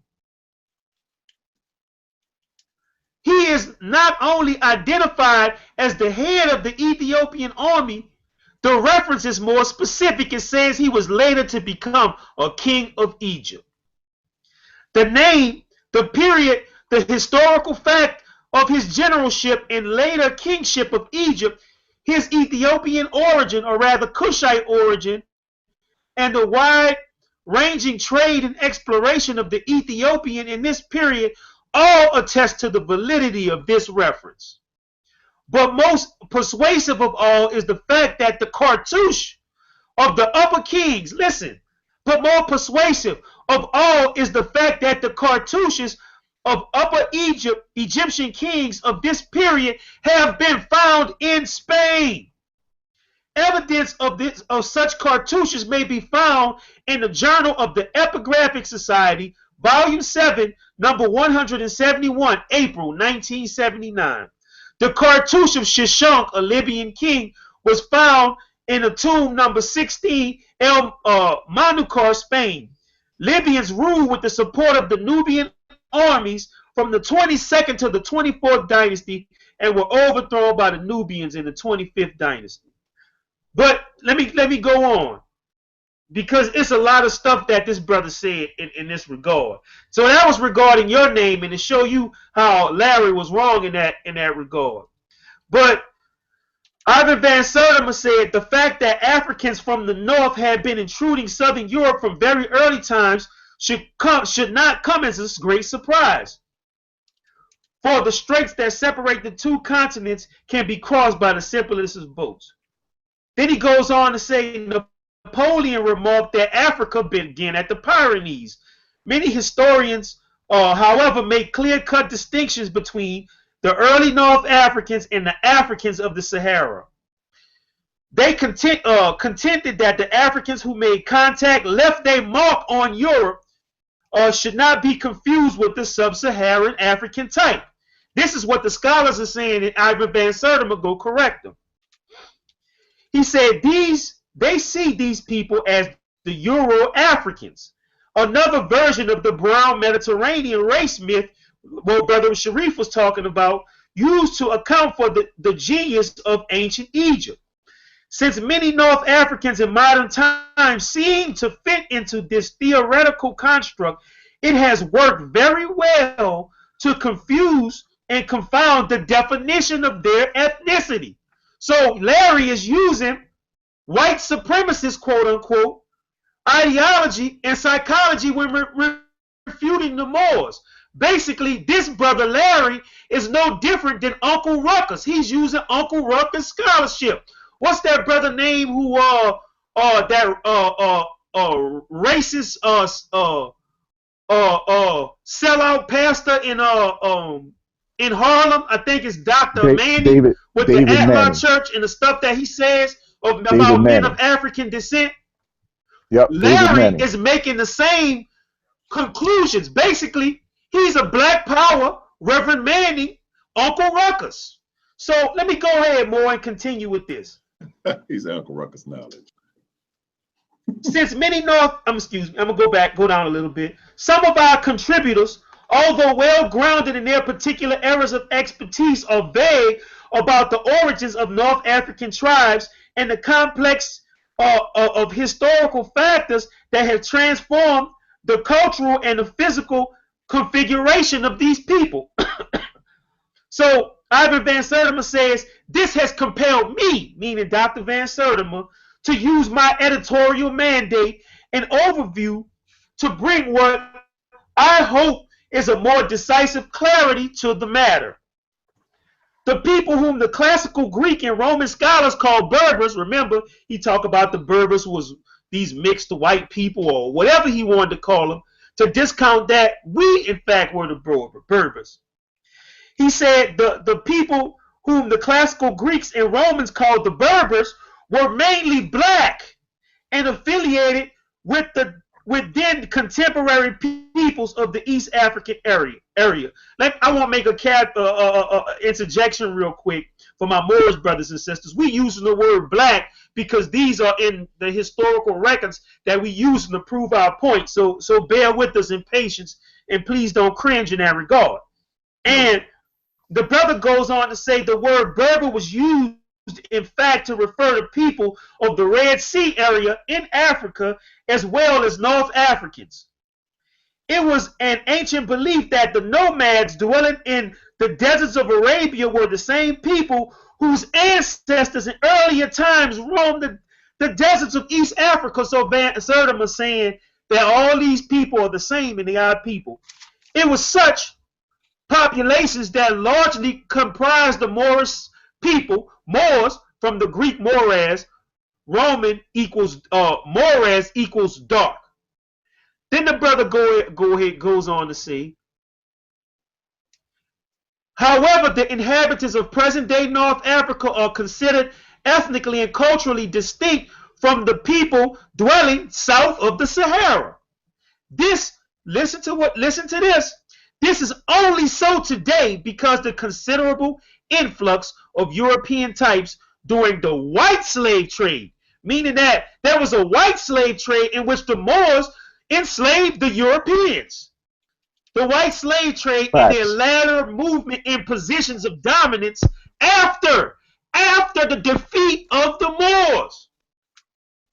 700 years during which the Moors dominated the Iberian Peninsula was an area in which many Europeans came to North Africa in states of servitude. The Muslims brought millions of European slaves over to the North African ports of Salé, Tangier, Algiers, Tunis, Tripoli, Fez, and Marrakesh, which is Morocco, and some of the northern Egyptian towns. So I'm going to go on to say he was referencing Dana Marnici, who was Dana Reynolds at this time. The original black Berbers, who were called Moors, were the North African ancestors of the present-day dark brown and brown-black peoples of the Sahara and the Sahel, mainly those called Fulani, Tuaregs, and Zinhaja of southern Morocco, Kunta, and the Tebu of the Sahel countries, as well as other black Arabs now living in Mauritania and throughout the Sahel. So, apart from her very detailed study, the origins and affiliations of various tribes, she points out that the Africans involved in the Moorish occupation of the Iberia did not just build remarkable things, because remember, this ignorant brother believed that the Africans got their science of building from some pale Arabs. So Van Sertima points out what Marnici was saying. She points out that Africans involved in the involved in the Moorish occupation of the Iberia did not just build remarkable things in Europe, but also in their native lands. They found and constructed many industrious, prosperous towns all over North Africa, as far south as what? Timbuktu. The ruins of many castles can be seen as much in North Africa as in Andalusia. So more, just bear with me in 1 second, please. I don't want to belabor the time because I have a lot.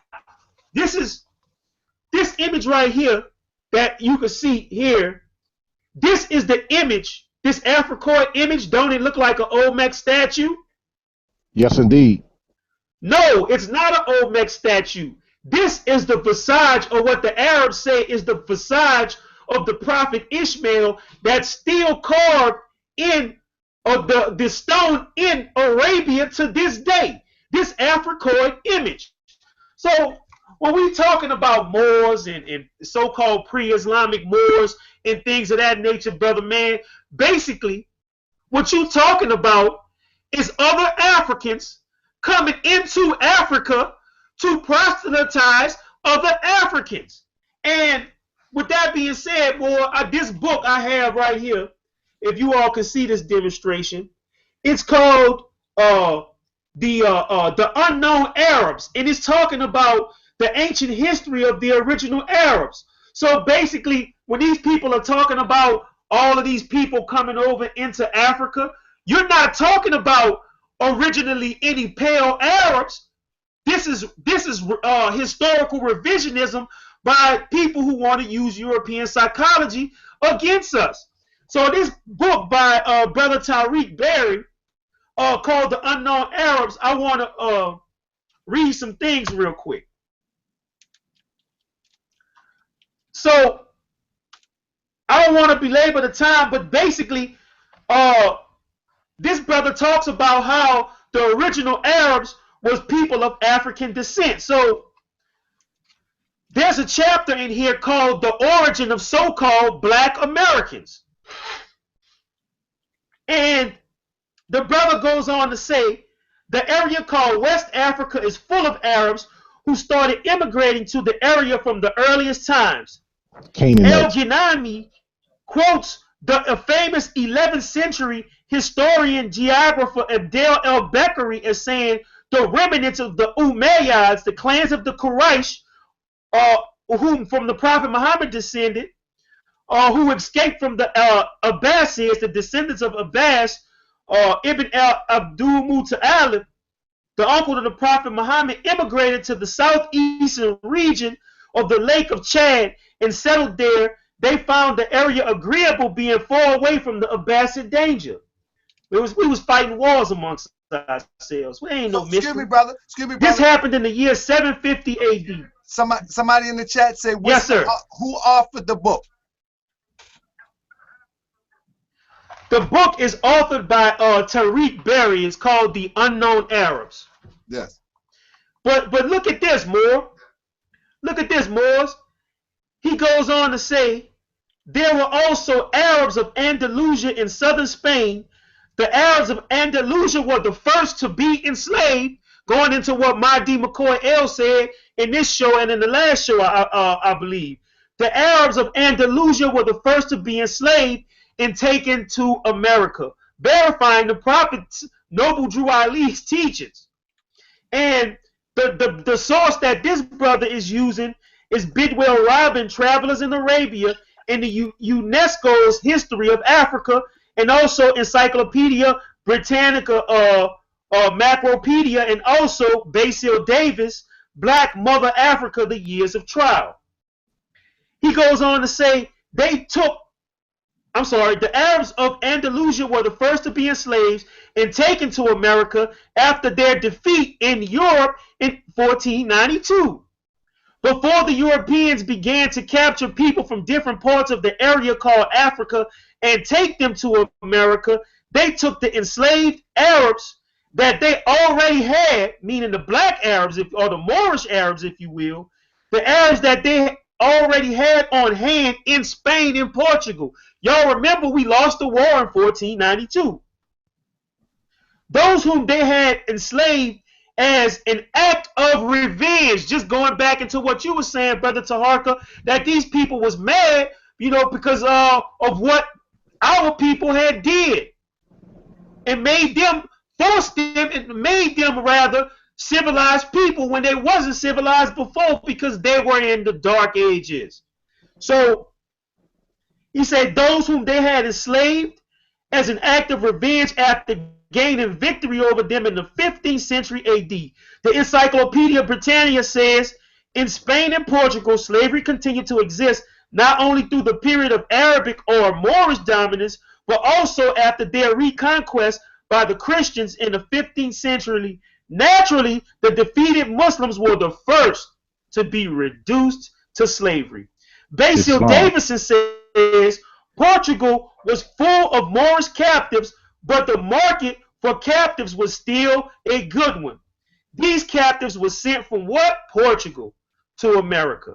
More this whole demonstrate. I mean, more I can read this all night, but I mean, I want to be humble, and you know, I want to be humble, and I don't want to take all of the time. But basically, like I said, these brothers are discounting all the master teachers. Can I add on, He bro? just want to be a nobody, uncivilized person, and say that all of our people are uncivilized because these brothers are undisciplined and they want to do what they want to do and they don't want to submit to any discipline.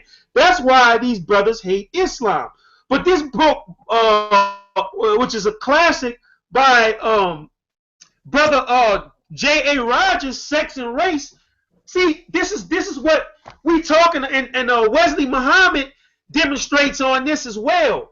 We are talking about African religion going to African people, because if you understand the state before Islam got into North Africa, it was ruled in succession by the certain Europeans of the Roman Empire that came over. What the science and the knowledge of Islam did was re-galvanize the ancient Moors back into a powerful empire, which allowed them to go into Spain and do what they did. We basically picked up where the Moorish general, Hannibal, who he said was a Phoenician, of basically the Phoenicians are Canaanites of Moors. We can get into that deeper if you want. But basically, we was following up on what Hannibal had did to the Europeans. You know, so basically, I'm gonna get back to that other source more, but I just want to talk about this. J.A. Rogers talk about the race of the Prophet Muhammad, and the Prophet Muhammad's companions were men of African descent, and then I'm gonna get off of it. Brother said Muhammad, the founder of Islam, was an Arab. What is an Arab? The Encyclopedia Britannica 11th edition says of Arabia's present inhabitants, Arabia has a considerable free black population, and there again by intermarriage with the whites had but when they saying white, they not talking about what you all talking about is white. Around had filled the land with the every shade till the eastern and southern provinces, especially in a white skin, is almost an exception. In Arabia, no race prejudice exists against the Negro. So with that being said, we skip down. The brother said Muhammad himself was to all accounts a Negro. A contemporary of his describes him as a large mouth, bluish colored, with hair that was neither straight nor curly. That is, the hair was probably frizzly like the Fuzzy Wuzzy tribe.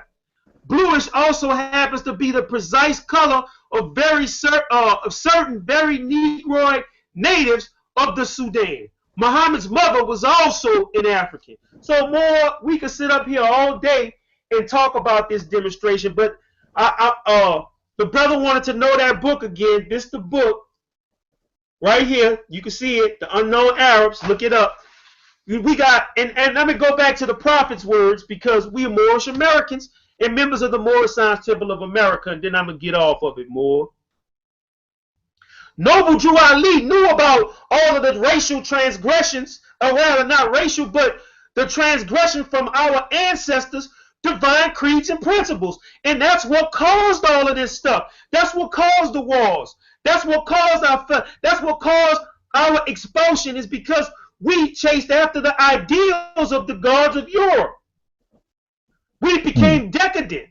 And the prophet in the Holy Quran of the Moorish Science Temple says, through sentence and disobedience, every nation, all of them, no matter what every nation, and every means every, has suffered slavery due to the fact that they honored not the creed and principles of their forefathers. And then in verse 17, Noble Drew Ali says, this is why the nationality of the Moors was taken away from them in 1774, and the words Negro, black, and colored were given to the Asiatics of America who were of Moorish descent. I just read y'all all of the references, and we have dozens more, who were of Moorish descent, because they honored not the principles of their mother and father and strayed after the gods of Europe, whom they knew nothing of. That kink in the armor caused all of this stuff. But you guys are so misinformed and so emotional, and you all basically live in this idea that there was these pure naked Africans and these evil, super smart, intelligent Europeans came over here, and enslaved them. Y'all like being victims. You follow what I'm saying? Y'all like being victims. Y'all believe that foolishness. But our civilization was so powerful, advanced, we became decadent. And that's the fall, but we acknowledge that. And that's why Noble Drew Ali came to correct the error of the ancient Moors. That's why Brother Sharif, myself, Mahdi McCoy, L, to her, that's why we not on camels today trying to take the American empire back, because Noble Drew Ali understood the science of life, that bloodshed yields nothing but bloodshed. So what we are going to do, and what we are doing, is doing this thing through a comprehensive program of love, truth, peace, freedom, and justice. So stop taking Moorish arguments and using Moorish arguments against Moors. Stop it. So with that being said, Moore, I yield the floor. I apologize for going so long. Oh, it's Islam, brother. Islam, brother. That was a wealth of information. That was a wealth of information, and the people need to hear that type of information. I want to at least try to touch two more questions. And as always, when we deal with these topics, you will find, as always, when you deal with these topics, you will find that they're timely topics. But what you would discover is that we can never get to all of the issues of the topics that somebody will put out against the Moors. But I'm telling you, the ones that we touch, it shows that the information that was given, in this case, Brother Larry, was flawed. So what you do is you go back to the drawing board, listen to Brother Larry, and check it. Inbox or more. Catch them on Facebook and ask them. Don't be cheering like a cheerleader. Oh, Brother Larry got it. Oh, man, that's wiki scholarship. Now, he's going to come again, and then somebody else is going to come again. But the smart and intelligent sister or brother will be the one that says, let me check this out before I start commenting in a chat room. Let me take these notes. Other than that, all you're doing is feeding this cancer. Because every time you cheer, he think he done said something.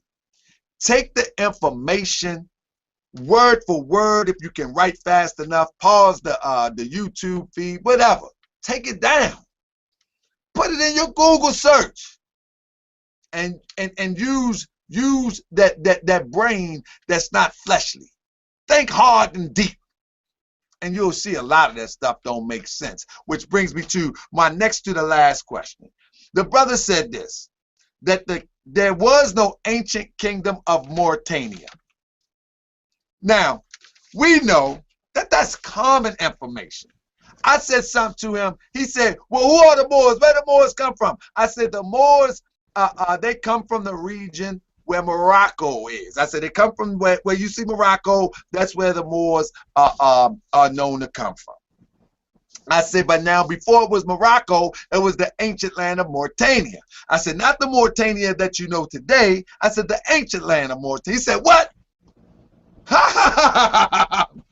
Ain't no such thing as no Mauritania, no ancient Mauritania. That's what the brother literally said. Brother, please, maybe I'm wrong. Is there an ancient land of Mauritania? Islam. You can hear me? Yes, sir. Well, that's real easy. He can go to probably just about any online encyclopedia and just type in ancient Mauritania. It's spelled different. It's spelled with an E. What he appears to be referring to is the nation state that we know today called Mauritania, with an I, spelled with an I, M-A-U-R-I. The ancient Mauritania, you can find, I have it pulled up right here on Britannica.com. Like I said, you can probably go to just about any decent online encyclopedia. If you have one in your house, encyclopedia in your house, you can probably use that. But I'm just going to read a little bit of what it says here about ancient Mauritania. It says here that Mauritania, the region of ancient North Africa corresponding, and they're saying ancient North Africa, corresponding to present-day northern Morocco. This goes to what you just tried to tell him. Mauritania, the region of ancient North Africa corresponding to present northern Morocco and western and central Algeria north of the Atlas Mountains. That's it. What do you say, my brother? That's it. That's it. Like I mean, that's nothing to really even. That's not a real. That's not a real. You know what I mean? That's not a real argument. That's just something that you can just look it up. Just type ancient Mauritania, M-A-U-R-E-T-A-N-I-A, Mauritania, Mauritania. Just look that up, and you'll see that the references to this thing refers to it as ancient, even though he wants to say there's no such thing as an ancient Mauritania. All of the actual references to it calls it ancient, and they spell it with an E to show that there is a difference between that particular designation and what is today known as the nation state of Mauritania, spelled with an I. That's not even that hard. Go ahead, Brother Mahdi. Yeah, let me just add, I'm looking at the Encyclopedia of Ancient History. It's online library.wally.com. It says ancient Mauritania, that's the one spelled with the E, encompassed the North African Mediterranean and Atlantic coast and associated inland territory occupying modern Morocco and Algeria as far south as the Canary Islands, but not the country that bears the name Mauritania today. So again, I'm trying to fit ancient civilization into modern day terminology or into modern day society, because what these guys are dealing with, they like trying to deal with continents, when we're dealing with kingdoms and dominions. The world used to be divided in kingdoms, dominions, and we talked about inhabitations, but they're just familiar with countries and continents, so they don't know the difference. They don't even know how to define the landscapes of ancient times and how to define them based on today's terms. So with that, I say peace on that. Peace, peace, peace. Okay, so let's get to the last one, and anybody could grab that. I guess I want to grab this because I think what we let me just say what he said.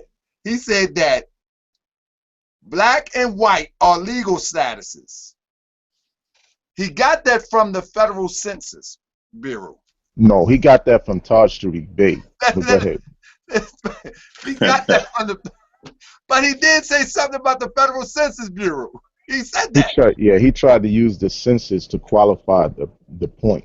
Yes, yeah, I understand that, but that's just laughable. Anyway, he said what he's trying to say is that brother Taj Tariq, which my brother, absolutely my brother Islam, that he qualifies black and white as a legal status.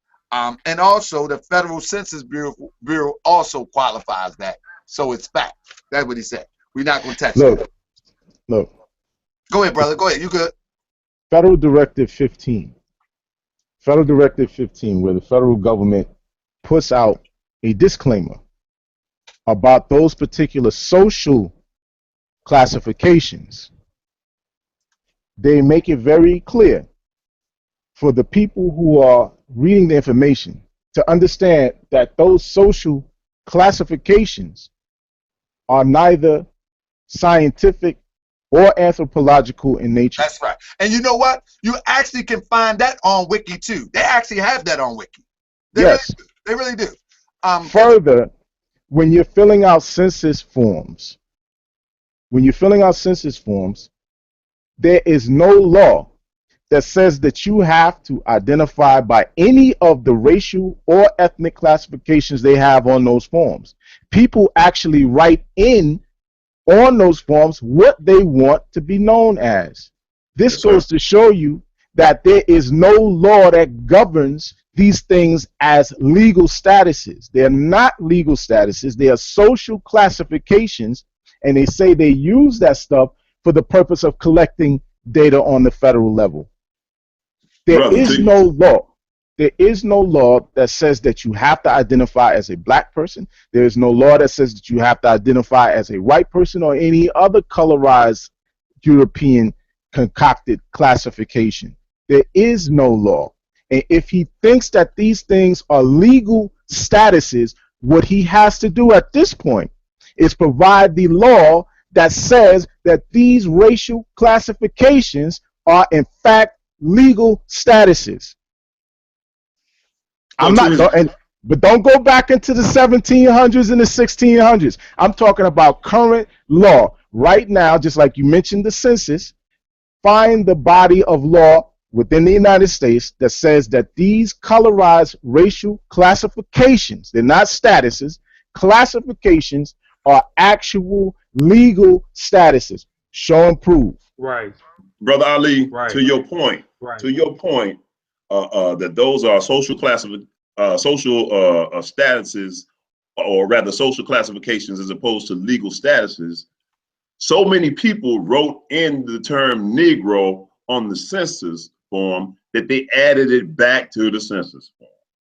Remember, Yes. they removed Negro from the census form because they said that it was a degrading term, an insulting term. But so many Asiatic peoples wrote in the term Negro that they added it back to the census form.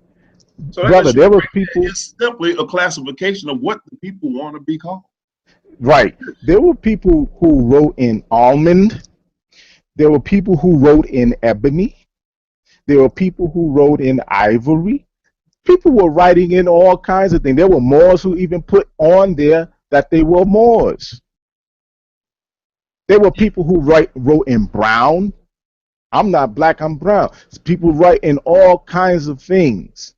The census, like there are articles about this that you can find probably online where where the census people talk about the fact that people were writing in all kinds of things that they decide they want, and there's no law that binds them to any of the things that are on those papers. You don't, even when you go to fill out applications at jobs and they start asking you for racial or ethnic information, they tell you you can fill this stuff out or you don't have to. There's nothing legally binding you to any of that stuff. Hey, brother, I have one more question I want to toss to my brother Sharif real quick, because this actually wraps it up. It's actually two questions, but I think this one question deserves a little bit of attention. It said he says that we are not Moors. We're descendants of individuals who were enslaved in English colonies. Well, my thing. Go ahead, Sharif. But only thing I would say to that is there are a lot of colonial laws, Virginia, South Carolina, and others, that identify inhabitants in those territories as being Moors. Lots of actual laws, Moors and Mohammedans. So now, if he's trying to say that nobody who considers themselves African Americans have any bloodline relation to any of these people who are identified in those laws as being Moors, then he needs to prove that as well. And what kind of science is he using to make this determination? I don't think none of it really makes a lot of sense. I mean, after being around for some time in the Moorish Science Temple of America, I doubted a lot of this information myself because I wanted to make sure that I was on the right path, not doubting it as being an antagonist or being ignorant to the fact that, not being ignorant to the fact that everything is. I didn't want to be ignorant just thinking everything was right. So I challenged a lot of it. But now that I look at it, I'm saying to myself, it's so simple. It's so simple that a child can understand. I posted a picture of my son today, and my son actually put his toy next to him and said, "This is not black," and he began to teach more science right before my face. I didn't ask him to do that. I said, come on, let's do it. I always say, let's do a drop. He said, for Moorish World? I said, yes. I said, matter of fact, teach us something. And I just started my phone, and he said, what I'm going to teach today is about black and white. And he went on. You can see it on my Facebook page. I didn't teach him that. I mean, I told him the principle of black and white, but I didn't give him a script. He's only 6 years old. But nevertheless, even a child can understand this. So it baffles me how people go to the left with it. Anyway, real quick, Brother Sharif, let me first say, I want you to touch this real quick. And then we got a brother that came in the chat room. I just muted his mic because we know that this brother is known to be a Tasmanian devil when it comes to getting on. Brother, I just got to call it what I see, brother. You go in. And this is not that platform. So you said you're going to respect the platform. And I trust that you will respect the platform. And we will talk civil. And we will talk like brothers are supposed to talk. But let Brother Sharif go in on this, brother. We are not Moors. We are descendants of individuals who were enslaved in English colonies. That's what the brother say. I mean, I give honors to Brother Grimmy taught a lecture. That was crazy. I give honors to everything that my brother just said. So one of the beautiful things about this show, about the brotherhood of Ali's men, is that you sound a little low, bro. Oh, can you hear me? Is that better? Yes. Yeah. Is that better? All right.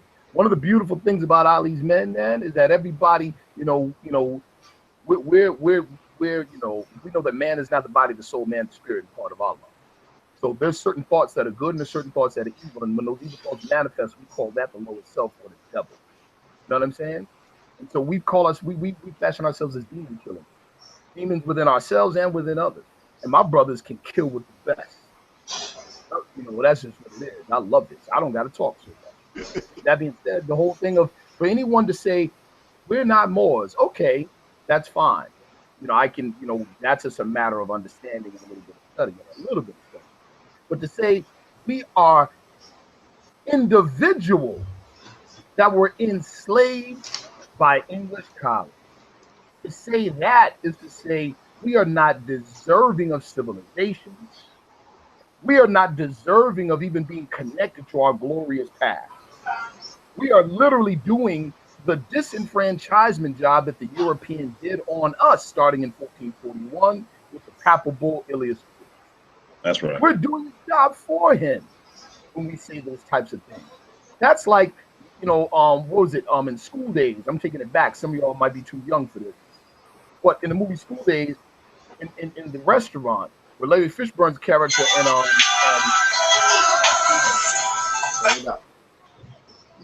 where Larry Fishburne's character, told what's his face's character, with the other guy, he said, all you are is the N-word. That's all we'll ever be is the N-word. That's what that sounds like. So I'm not gonna spaz out or I'm sorry, I'm not gonna go into get really heavy. I don't have to. My brothers already did that.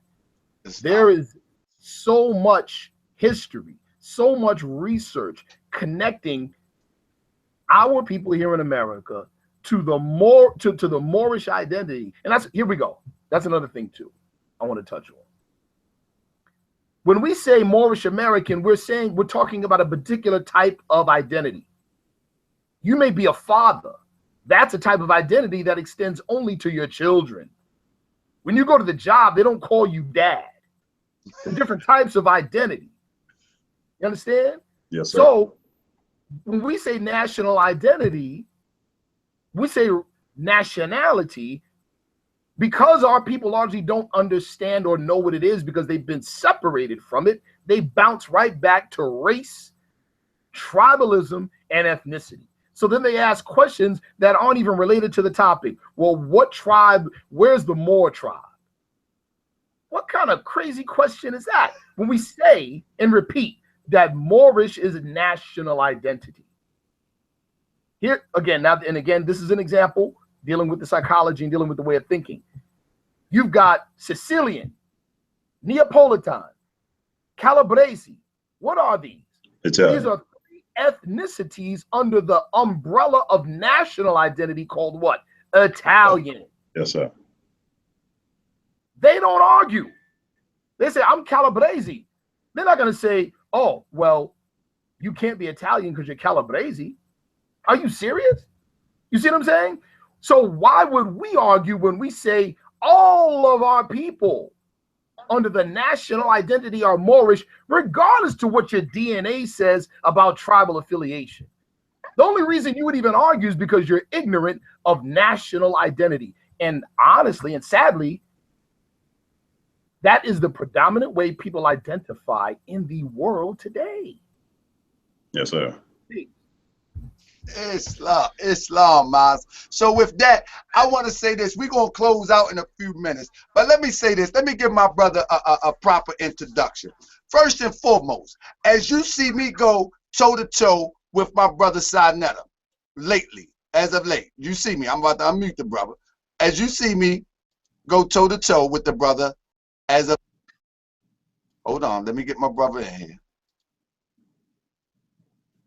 Can you hear me, brother? He's muted.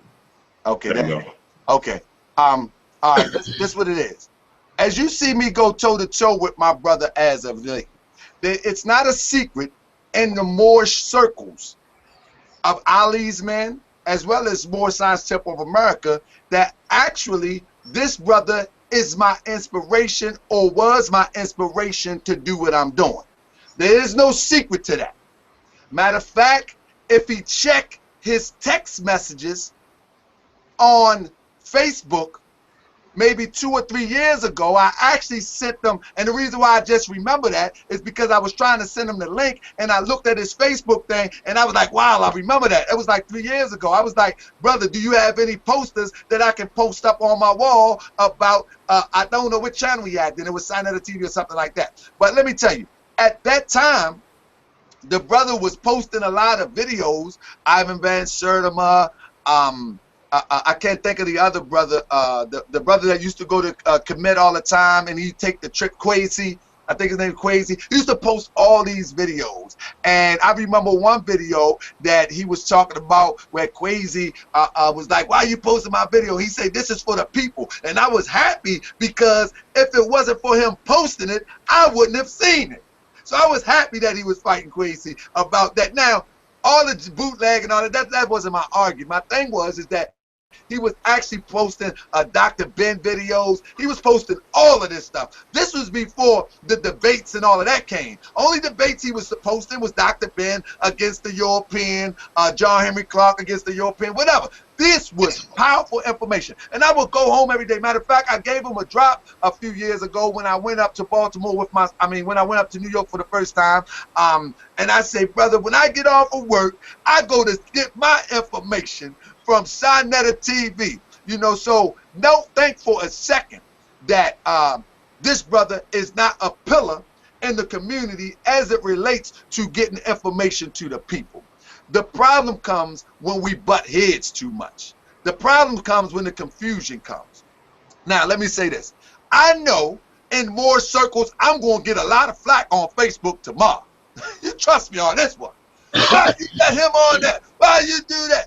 Listen, as I told Moors before, and I'm going to tell you again, the Prophet Noble Drew Ali teaches us that we must learn to love instead of hate, and the pure in heart will love and not demand love in return. Saneter may throw me under the bus tomorrow. He may do something to you. Nevertheless, his blood and my blood is the same. Whether his forefathers came from the Dominican Republic, or whether they were right here. That was just another stop on the ship. And we know that all the people came from northwest, southwestern shores of Africa. Okay, he don't want to call himself Moor. Fine. But his blood and my blood is the same. So, real quick, the prophet always also says that as ye separate in the land, remember the relation that bindeth you to love and unity. Now let me tell you something. We have been separated. Now we relate that to Moorish science, but we have to relate that to our brothers and sisters that may not subscribe to Moorish science. We must remember the relation that bindeth us to love and unity. That's our blood, whether he chooses to accept it or not. So, with that being said, I'm going to give my brother Saneter the floor. Inshallah, he be very respectful as he promised, and we're going to see what the brother has to say to the Moorish world audience and the people at large. Brother Saneter, the floor is yours, brother. All right. First, my brother, I would like for you to unmute the Moors, because I would like to say something to the brothers, and I want them to respond. They actually can hear you. They can hear you. I know. I want them to respond back to me. That's all I'm saying. Okay. I would like to say something to the brothers. They have to unmute themselves. All right, can y'all unmute yourselves? I want to say something to y'all, and I want y'all to say it back. I tell you what, Saneter, what'll happen is, once you say it, they will unmute one at a time and respond, because it's going to backfeed into their mic. Oh man, I wanted to give them a greeting, and okay. I wanted them to come back. All right, brothers, unmute your mic and let's see how we can do this. Okay, come on, Sharif. I see you. Unmute that. All right. First of all, I want to say peace to my brother Taharka Bey. Yeah. Islam to the Moors. Islam, Moors. Islam. Assalamu alaikum. Walaikum salam. Okay. Black power. All power to the people. All power to the people. Now, see, this is where we go wrong. Shalom. Shalom, brothers. Shalom. Come on, I don't hear everybody say shalom, brothers. Shalom. Salam alaikum. Walaikum salam. Islam. Islam. See, here we go. Here we go with the circus again. We're not getting nowhere with this. This is the circus that I'm talking about. Who cares what you call yourself? What can we do to work together? See, this is the circus that you do on your channel, brother. We're trying to work together. We're trying to put brick to mortar, rubber to the road. I don't care if you call yourself a black person. Why should you be so concerned that we call ourselves Moors? What can we do to work together? See, can I say something to Harker can I say something to his black power point? Can you hear me? Come on, brother. Bro, can you hear me? Yes, I'm listening. We good. Our thing is, we're not limiting ourselves to any particular type of power. That's why we're with Bobby Seale and Huey P. Newton when they said all power to the people. That's where we are with it. All power to the people. If you want to limit yourself to a specific type of power, that's on you. That's your right. But we are more interested in having all the power and having that power in our hands. That's what we're interested in. So when you say something to us and we respond back, understand we're responding back the proper way we're supposed to respond. If you're giving us a greeting of peace, whether it's Hotep, whether it's Salam, whatever it is, we will greet you in kind. But we're greeting you based on what it is that we understand and how we see things. And you should be able to accept that as a man. Understand you're not controlling anybody, and we're not trying to control you, so you should really stop that. But my thing is this, brother. I'm going to unmute you, right? And I want to Islam, more. Could I address that? Islam, more. Could I address that? Sure. You know, the brother, let's keep it short, because I'm getting tired, brother. He wants us to, come here and play these games, man. I thought he was going to say something of substance, man. He want to play this same 125th game. Right. No, you know, right. You know, here's my thing, more. I like to see, you know, hear what the brother have to say in that in his regard. But I want to say this: the brother want us to say Black Power, right? Now, what he understands is Black Power includes love, respect for one another, unity, coming together, political power, economic power, all of those things that the Black Panther Party represented, all of those things that the brother that was formerly known as Stokely Carmichael presented, right? He wants us to say Black Power. But see, we're not saying Black Power. We are doing what he would call Black Power. Yes, brother. The Moorish Science, he ain't talking about the Moorish Science Temple of America. What they don't know is that the Moorish Science Temple of America is a multi-million-dollar organization. We own colonies.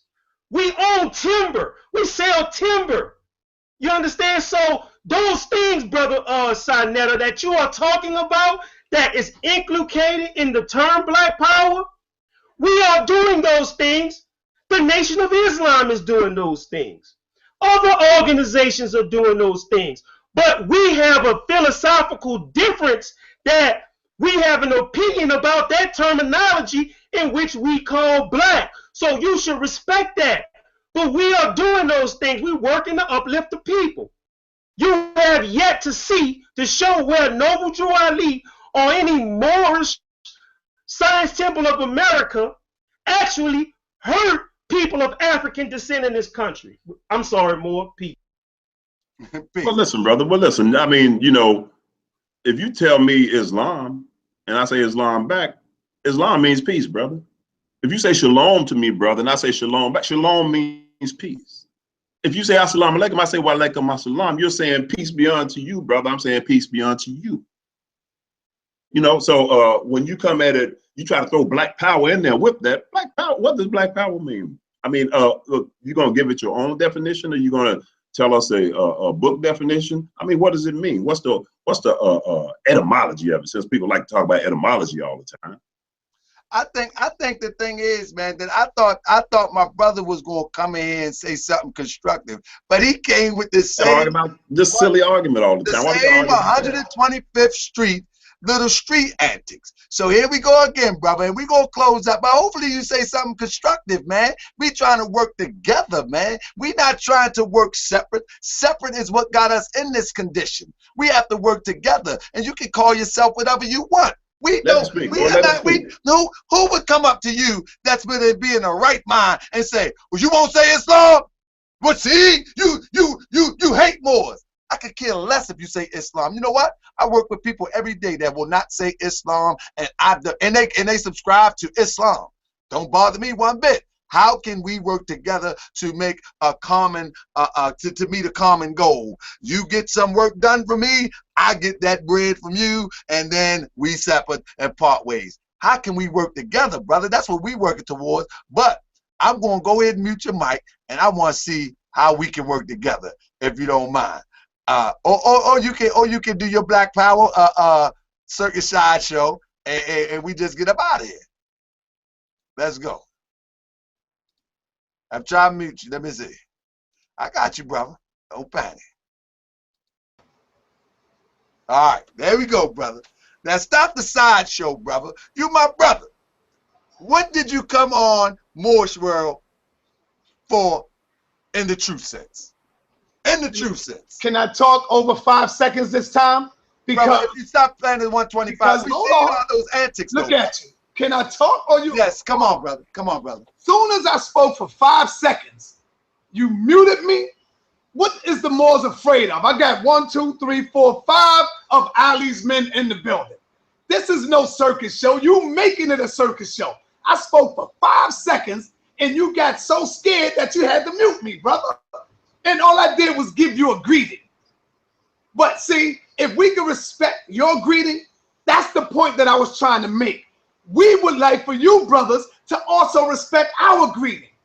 Black power means something to us. Do you think you will ever stop Sarah Sunseti, Saneter, and the RBGs out there from saying black power? Hold on, let me finish, please. Please let me finish. Please let me finish before you mute me. Okay. Please let me finish. And that's the question. And then you talk about we need to come together, brother. Can we get unity? How can we get unity? And our brothers that say they love us can't even respect our greeting, which is black power. Now listen, we don't agree with you on your Moors, but we will say Islam to you because that's out of respect and love. That's what black power mean to us, is to come back and respect our brothers. So when we say black power, Khalid said he was a Moor, but he said before I'm a Moor, I'm a black power. I'm black power. Black power, black schools, black economics. We have the power to define. We don't need to go by the white man's definition all the time. Can we define something? If we say that we are the man, if we say that we are at the top of our game, why we can't define our words? Come on, family. So look at you putting in this, so it's crazy. Can we answer it? Can we answer it though? We ain't going nowhere. But let me finish real quick because I know y'all want to answer it. I'm going to be respectful to my brothers, to Ali's men. All right. Now, what you said was correct about Ashwa Crazy. He ain't want me to put his video up. But because I put the video up, he now got hundreds of people going with him to Ancient Kemet. That's right. You see what I'm saying? He now got that for like 10 years straight. And another thing, brother, the work that I've been doing this work for damn near 15 years before I begin to see a penny. I've been doing this for nothing, for free, outside on the street for a long time, way before people started giving me little donations on the side. So don't make it look like Saneter been doing this just for money. Nah, brother, you got to go back to my bullhorn days when I've been out there on that pavement. I wasn't getting no money for that. But goddamn, if I'm not working for the white man, the quote unquote, the white man, why shouldn't our people be responsible for funding someone that's doing work for them? You see? So don't make little of the situation. I work for the people. Whether you agree with what I do or not, I do this for the people. So what? I got an S550. That's material. But guess what, Taharka? I'm still right there on 125th Street. I didn't leave. I'm still in the hood amongst my people, brother. I'm not going nowhere. I don't care how much money I might have in my pocket. I'm still amongst my people. That's what you got to look at. You got to look at that. I didn't take no money and run and break out. Nobody on here could ever accuse Saneter of scamming anybody, of running off with anybody money. So let's make that point and let's get it right, brother. Let's get it right. I work for the people, Taharka. That's what I'm here for. Now, as far as this thing is with the Moors, brother, I love the Moors. It is the Moors who started this beef with the RBG. Maybe not you brothers up there. No, hold on, my brother. I see you holding your head. Not you, brothers. But see, you got brothers like Taharka, you know the brothers, the renegade Moors. You got these renegade Moors that's out there, and once they go by the name of Moor, we just put all of you in the box. We ain't got time to be looking who's the real Moor, who's the Ali Moor. They came out and attacked us. Can I ask a question? Yes, and when they came out and attacked us for calling ourselves black, for talking this, and they used to bang on us, that's the first time I said, you know what? I'm going to get the general, Sarah Sunseti, to take on some Moors. Can you name the Moors that did this? Can you name the Moors who specifically set this whole thing off? Because we don't know who you're talking about. Well, for one, I can name Taharka Bey. He was one of the Moors. Moorish Brooklyn Intelligence. He was a Moor. It was a few Moors banging on us, brother. So don't make it look like we came out of nowhere and started going in on the Moors. That's incorrect. That is incorrect. We was not doing that because, remember, I was the chairman and the founder of the new Black Panther Party for Self-Defense here in Harlem. Yes, I was the founder of the Black Panther Party for self-defense here in Harlem. And guess what? We had Moors. We had 5%ers. We had Christians and Muslims that was down with us. You see? So we ain't care about your religious background. We had a united front. That's all Dr. Khalid would talk about, is building a black united front. Now, in order for us to get unity, brothers, y'all gonna have to come down off your high horse and say, you know what? Let's give our brothers some respect. We ain't Why don't you get on your high horse and come up with us if you think we're ahead of you somewhere? Real quick, my brother, real quick. Let him talk, Ali. Real quick. Just say, you know what? We're not in court. So we ain't got to say black is a status. We're not in court. We're amongst the people. We in the hood. We in the lecture. We amongst our family. So why I can't go over there and say black power, my brother Saneter? Because I give you brothers the Moors, Islam all day. But when y'all start that, it's always going to be a clash. Until y'all ready, it's always, you seen me. I put the feds on my head on 120/50 to show unity to my brother. Saneter, do you eat pork? To show unity. Go ahead, brother. Do you eat pork? No, I don't.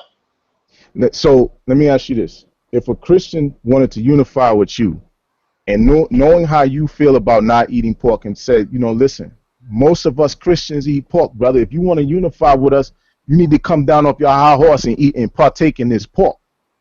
Would you do it just to unify with your people? If it's going to save the masses of my people, hell yeah. You will go ahead and eat that pork? If it's about bringing our people together and save our babies, I'll eat it to save the children. Knowing that the people are fragmented and more than likely they're not going to unify en masse anyway, you would still do it? No, that's different. No, I won't. That's different, brother. Brother Saneter, this is what we gonna do. Oh man, brother, you know you my man, regardless of how I go down. Because I understand. I can learn. Brother, I got love for all you brothers, man. Yeah. Come on, man. But we just don't agree with each other. But I will still unite with you whether you call yourself Moorish or not. Bottom line, I know what's in your blood. So black power, Taharka. Black power, brother. So see, there we go. But anyway, black power. We not in court right now, brother. Sharif is up. So this is what we're gonna do, brother Sharif. You can take us out.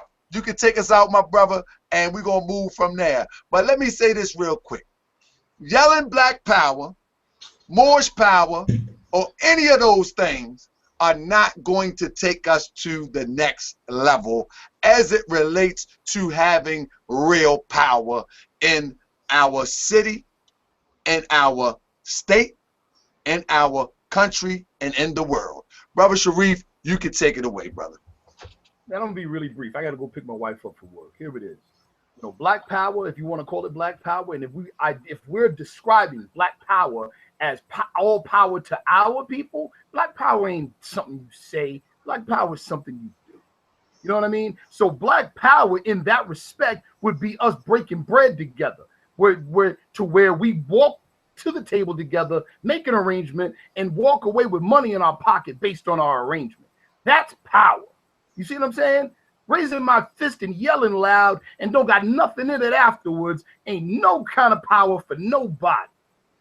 See, the problem is that we have become so much addicted to victimhood that all we want to do is yell and cry and complain and point fingers and then say black power like we got some power. All we're doing is yelling at a TV or yelling at a movie screen.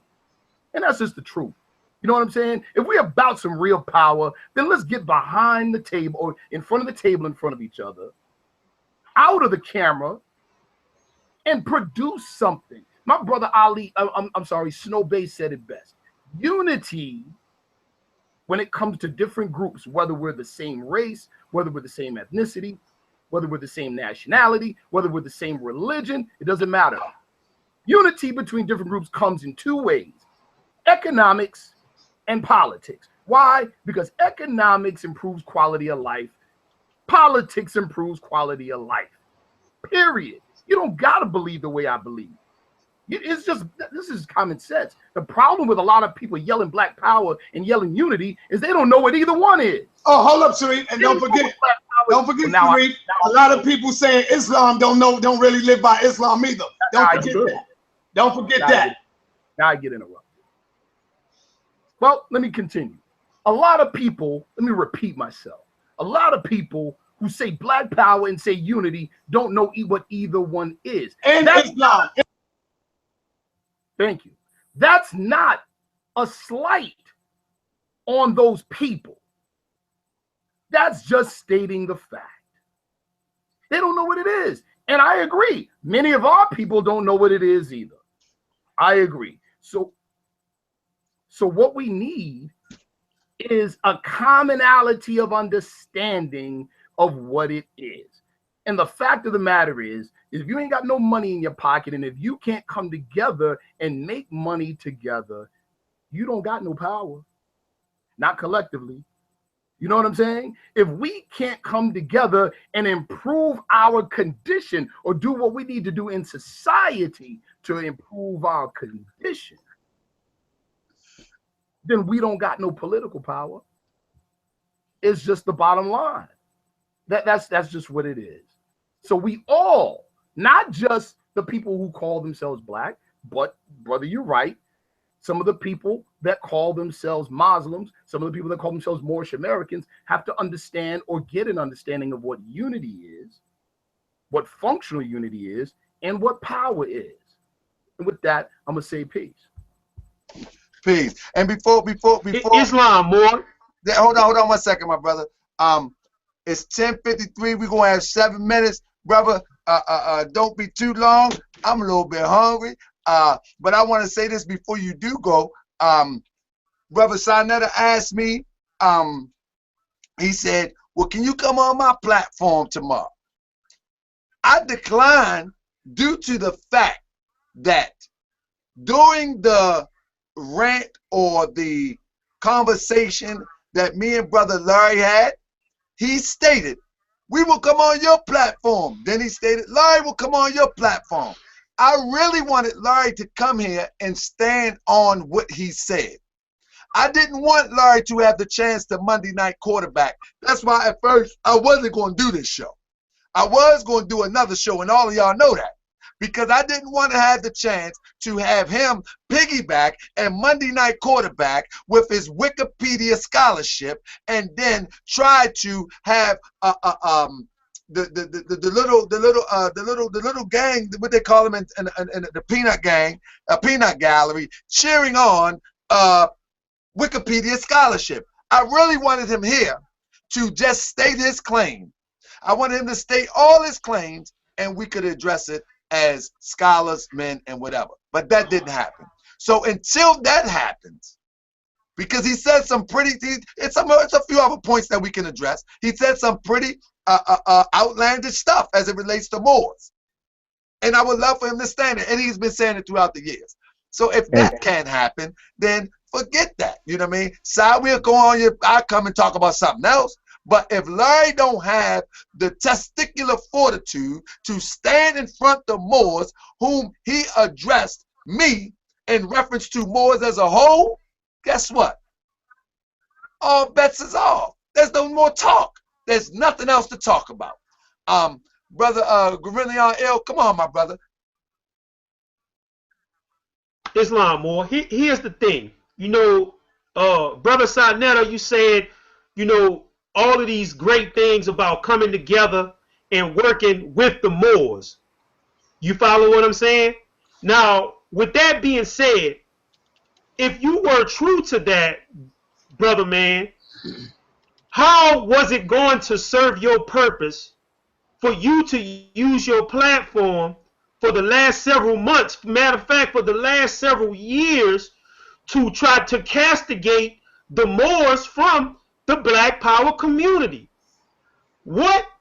How did it benefit you to take the debate between Brother Reggie and between Brother Sharif and edit the video and only put up the parts that you wanted to put up? And this is the last part of my question, to you, brother man. Why would you do these things? And then once the olive branch go out to you, you turn back, and then you get this guy Shaka to come back and disrespect foully, by the way, which I'll give you respect for deleting that. But you made it a platform to disrespect an organization that has old men, old women, children, wives. What did that serve as your purpose to bring us together? How did that serve any purpose except for creating hostilities? That's a question to you, brother man. See, this is what I'm talking about. This is exactly what I'm talking about. So I just asked the question. I am answering. Let me answer it the way I want to answer it, not the way you want me to answer it. Okay, no, I just don't want you to get worked up and say crazy. Brother, this is who I am. If you can't take it, you shouldn't have brought me on. See, there you go. Brother, I'm an Aries and I'm the fire sign and I live up to that. This is not an act, brother. This is not no. All right, so finally we up out of here, man. We're not going to deal with none of that, man. I don't care about Aries. I don't care about fire signs. I care about information. I care about uplifting the people. And we will not turn this platform into a circus. This platform is growing. People are learning. My inbox is being filled with information about where temples are at, what the Prophet Noble Drew Ali stands for, and what everything relates to Moorish. And whatever is related to Moorish can help and assist people. So we're not going to turn this into a circus. I refuse to. Now, I don't think the brother has the ability to talk calm with an educated, intelligent, in an intelligent way. I just don't think I don't think he can do it. I think his intentions are good, but we know what the road of good intentions is paved to. I don't think. At some point, I don't think all of my brother's intentions are that bad.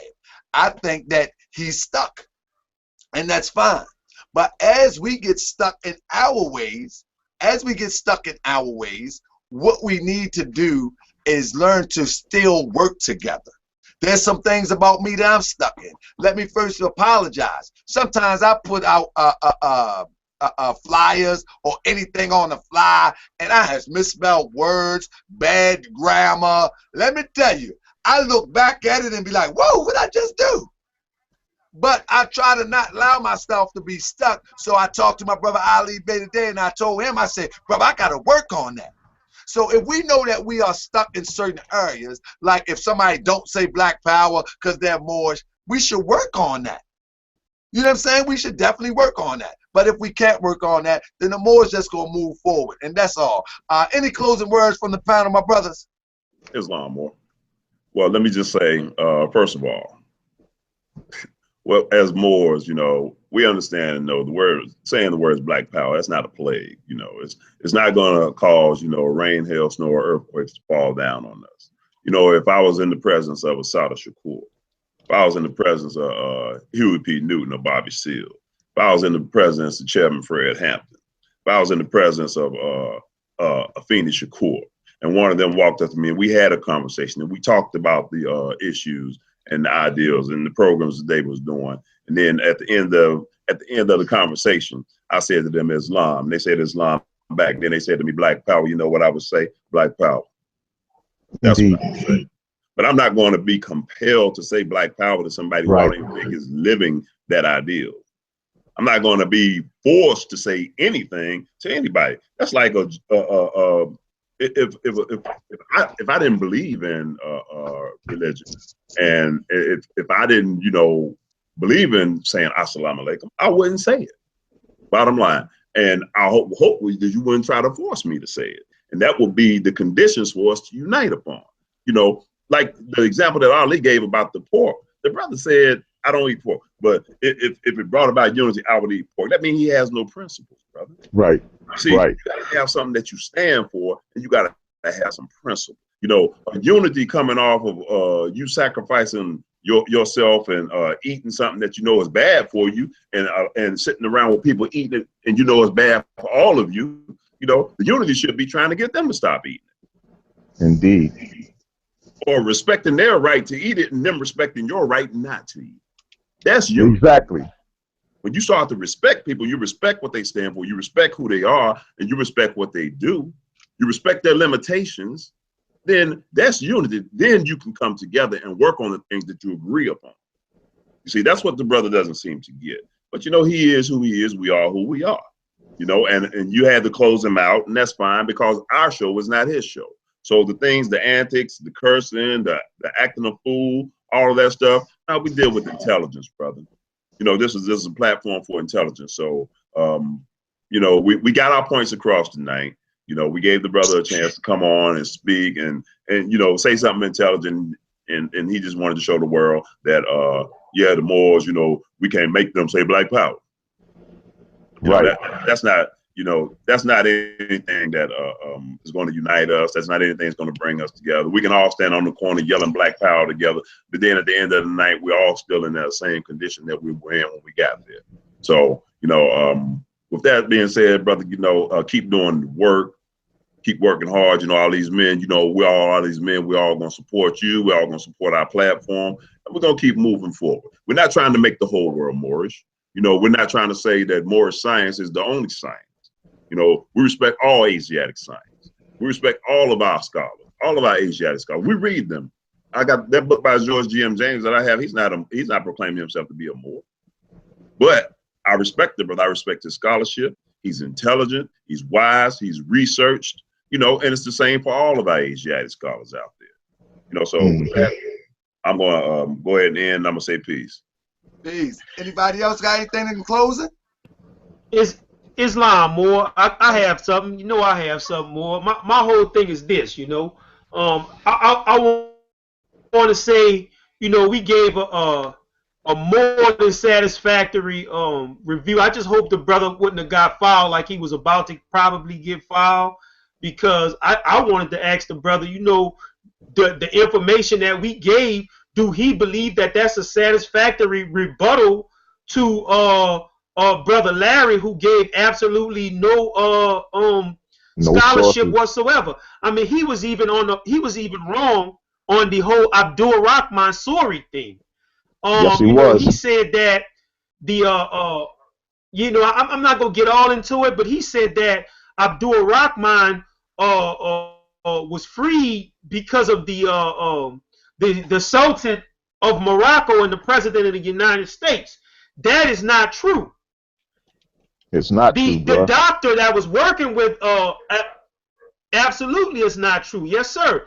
The doctor who discovered that Abdul Rahman was the son of a prince in the empire of people who saved his life when he was in Africa. He recognized Abdul Rahman when he was in servitude, enslaved rather. And when they made the I believe it was President Adams, when they made the petition to President Adams, they did so under the guise that Abdul Rahman was a citizen of Morocco. But Abdul Rahman was not a citizen of Morocco. He was a citizen of the of Futa Jalan, if you will. Yes, sir. Which the United States of America at the time had no treaties with Futa Jalan. Right. And you know, President Adams had a financial and a political stake in it. So once he found out that Abdul Rahman was not a citizen of Morocco proper, if you will, he didn't even want to talk to Abdul Rahman no more. So Larry was wrong on that demonstration. So Abdul Rahman didn't leave because of the Sultan of Morocco or the president. He left because he had no choice, because his campaign of trying to get the rest of his family freed did not work. So they either had to leave or go back into servitude. So they made the unfortunate hard choice was to depart, and him and his wife went back to the kingdom of Futa Jalan. So that brother, see, I mean, this goes to show you that this brother is half-cocked. He's not even half-cocked when it comes to this information. Wikipedia scholarship, false assumptions, outright lies, misinterpretation, and the fact that this brother blatantly, go back and listen to the spirit of what he said. This brother blatantly said that Africans had no civilizations other than the fact of the Arabs coming into the pale Arabs, I should say, coming into the interior of Africa and giving them architecture and giving them this knowledge. So, man, with that, I say peace. So, you know, I want this is my appeal to the people in the conscious community. My appeal is that stop listening to this brother Saneter and all of the people that he put up against the Moors. We are your brothers and your sisters, your family. We just because we have differences, we should not be to the point to where there's threats and violence going across the internet. That is absolutely, man. Back in the day, those brothers didn't perform and act like that. We acting worse than the people on the street who have no knowledge of self when it comes to all of that fighting and threatening. Please, brother, I beg you, stop it. Stop it, Saneter. Let's move on. You could do black power. I'm not mad at you. Do black power. We can work together. But man, stop that stuff before somebody gets hurt. Assalamu alaikum wa rahmatullahi ta'ala wa barakatuh. Walaikum salam. Yeah, wow. I mean, basically everything is covered, man. I think that you know, like Grimion said, there was some other things that he did say that we didn't really get to cover, like the erroneous claim that the Almoravids destroyed Ghana. There's a lot of research to show that there's no real evidence that that even happened, and we can go into that at another time. But that's old, outdated information as well. Like you said, Brother Taharka, this whole idea that the Almoravids destroyed Ghana. We can definitely go into that at another time to show that, you know, there are opposing arguments to show that that did not happen, and there's absolutely no evidence to prove that that even happened. Along with the fact that, you know, the brother Snow Bay in the last show touched on the fact that the Moors of Morocco did invade Songhai, and he did help to bring Songhai down, but he's not mentioning that Songhai was already on his way out, and he's not mentioning that Songhai, before the Moroccans came in and did what they did in Songhai, the people of Songhai actually did the same thing to the people of Mali before. All right, and on top of that, the people from Mali did the same thing with the people from Ghana. So what we're really looking at when you're talking about Moors going into Timbuktu, you're talking about Moors going back into Timbuktu, which was a Moorish establishment from the gate. It was a Moorish establishment. All of those empires, Ghana, Mali, Timbuktu, Ghana, Mali, Songhai, as well as Timbuktu, these are all Moorish establishments, established by subgroups of people who fall up under the Moorish umbrella. Right. Okay, the sister Dana Marnici, who contributed the ethnohistory to the book Golden Age of the Moors, breaks this down in a very, very comprehensive way. We have that information. We can disseminate that information on the next show. But the bottom line is, all three of those empires on West Africa were Moorish establishments. Okay, and the bottom line is, when it comes to the beefs between Morocco, Songhai, Mali, etc., when it comes to those beefs, those were what we call internal beefs, because each one of those empires and the people within those empires were all considered members of what we call the Ummah. And if you're not a member of the Ummah, then it doesn't concern you. And if you're not trying to claim any of those people from West Africa, then it doesn't concern you. Those were internal beefs by our ancestors, things that they were dealing with amongst each other. If you're not a member of the Ummah, it doesn't concern you. It's not your business whether Mali had an issue with Songhai or what have you. Morocco had an issue. It doesn't matter. It's not your problem, because those are not your people. Your people are the sub-Saharan bush people who you think somehow are ancient Kemites. Those are your people. And, you know, with that, I say peace. I think on the next show we should go further into this Almoravid claim. We need to go further into the Umayyad claim, because he wants to make people believe that somehow these Umayyads, I'm assuming he wants people to believe that the Umayyads were some kind of pale-skinned people, but we need to go into that because the brother Dr. Wesley Muhammad did excellent work in that area, showing what he deemed them to be the Black Power dynasty. Okay, Dana Marnichi goes into that as well. So we can go further into all of that stuff and provide actual sources, which this guy never does. He never does, and for whatever reason, that's totally acceptable for the people in Saneter TV land. So with that, brother, I say peace.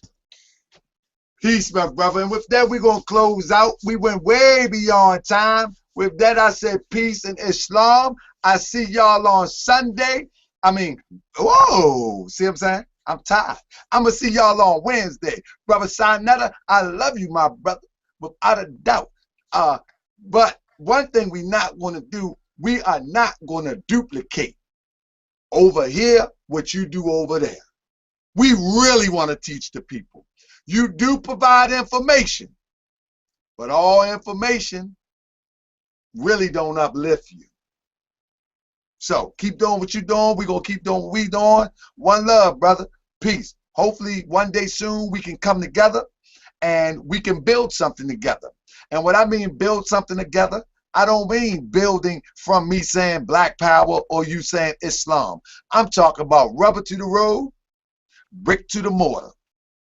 Building something for real that your children and my children can be proud of. That they can go in and they can feel some power as opposed to just saying black power. With that, I said peace in Islam. Everybody enjoy your week. I'm going to see you midweek Wednesday. Let's get it on Campbell Humpback Day. We going in. Peace, family.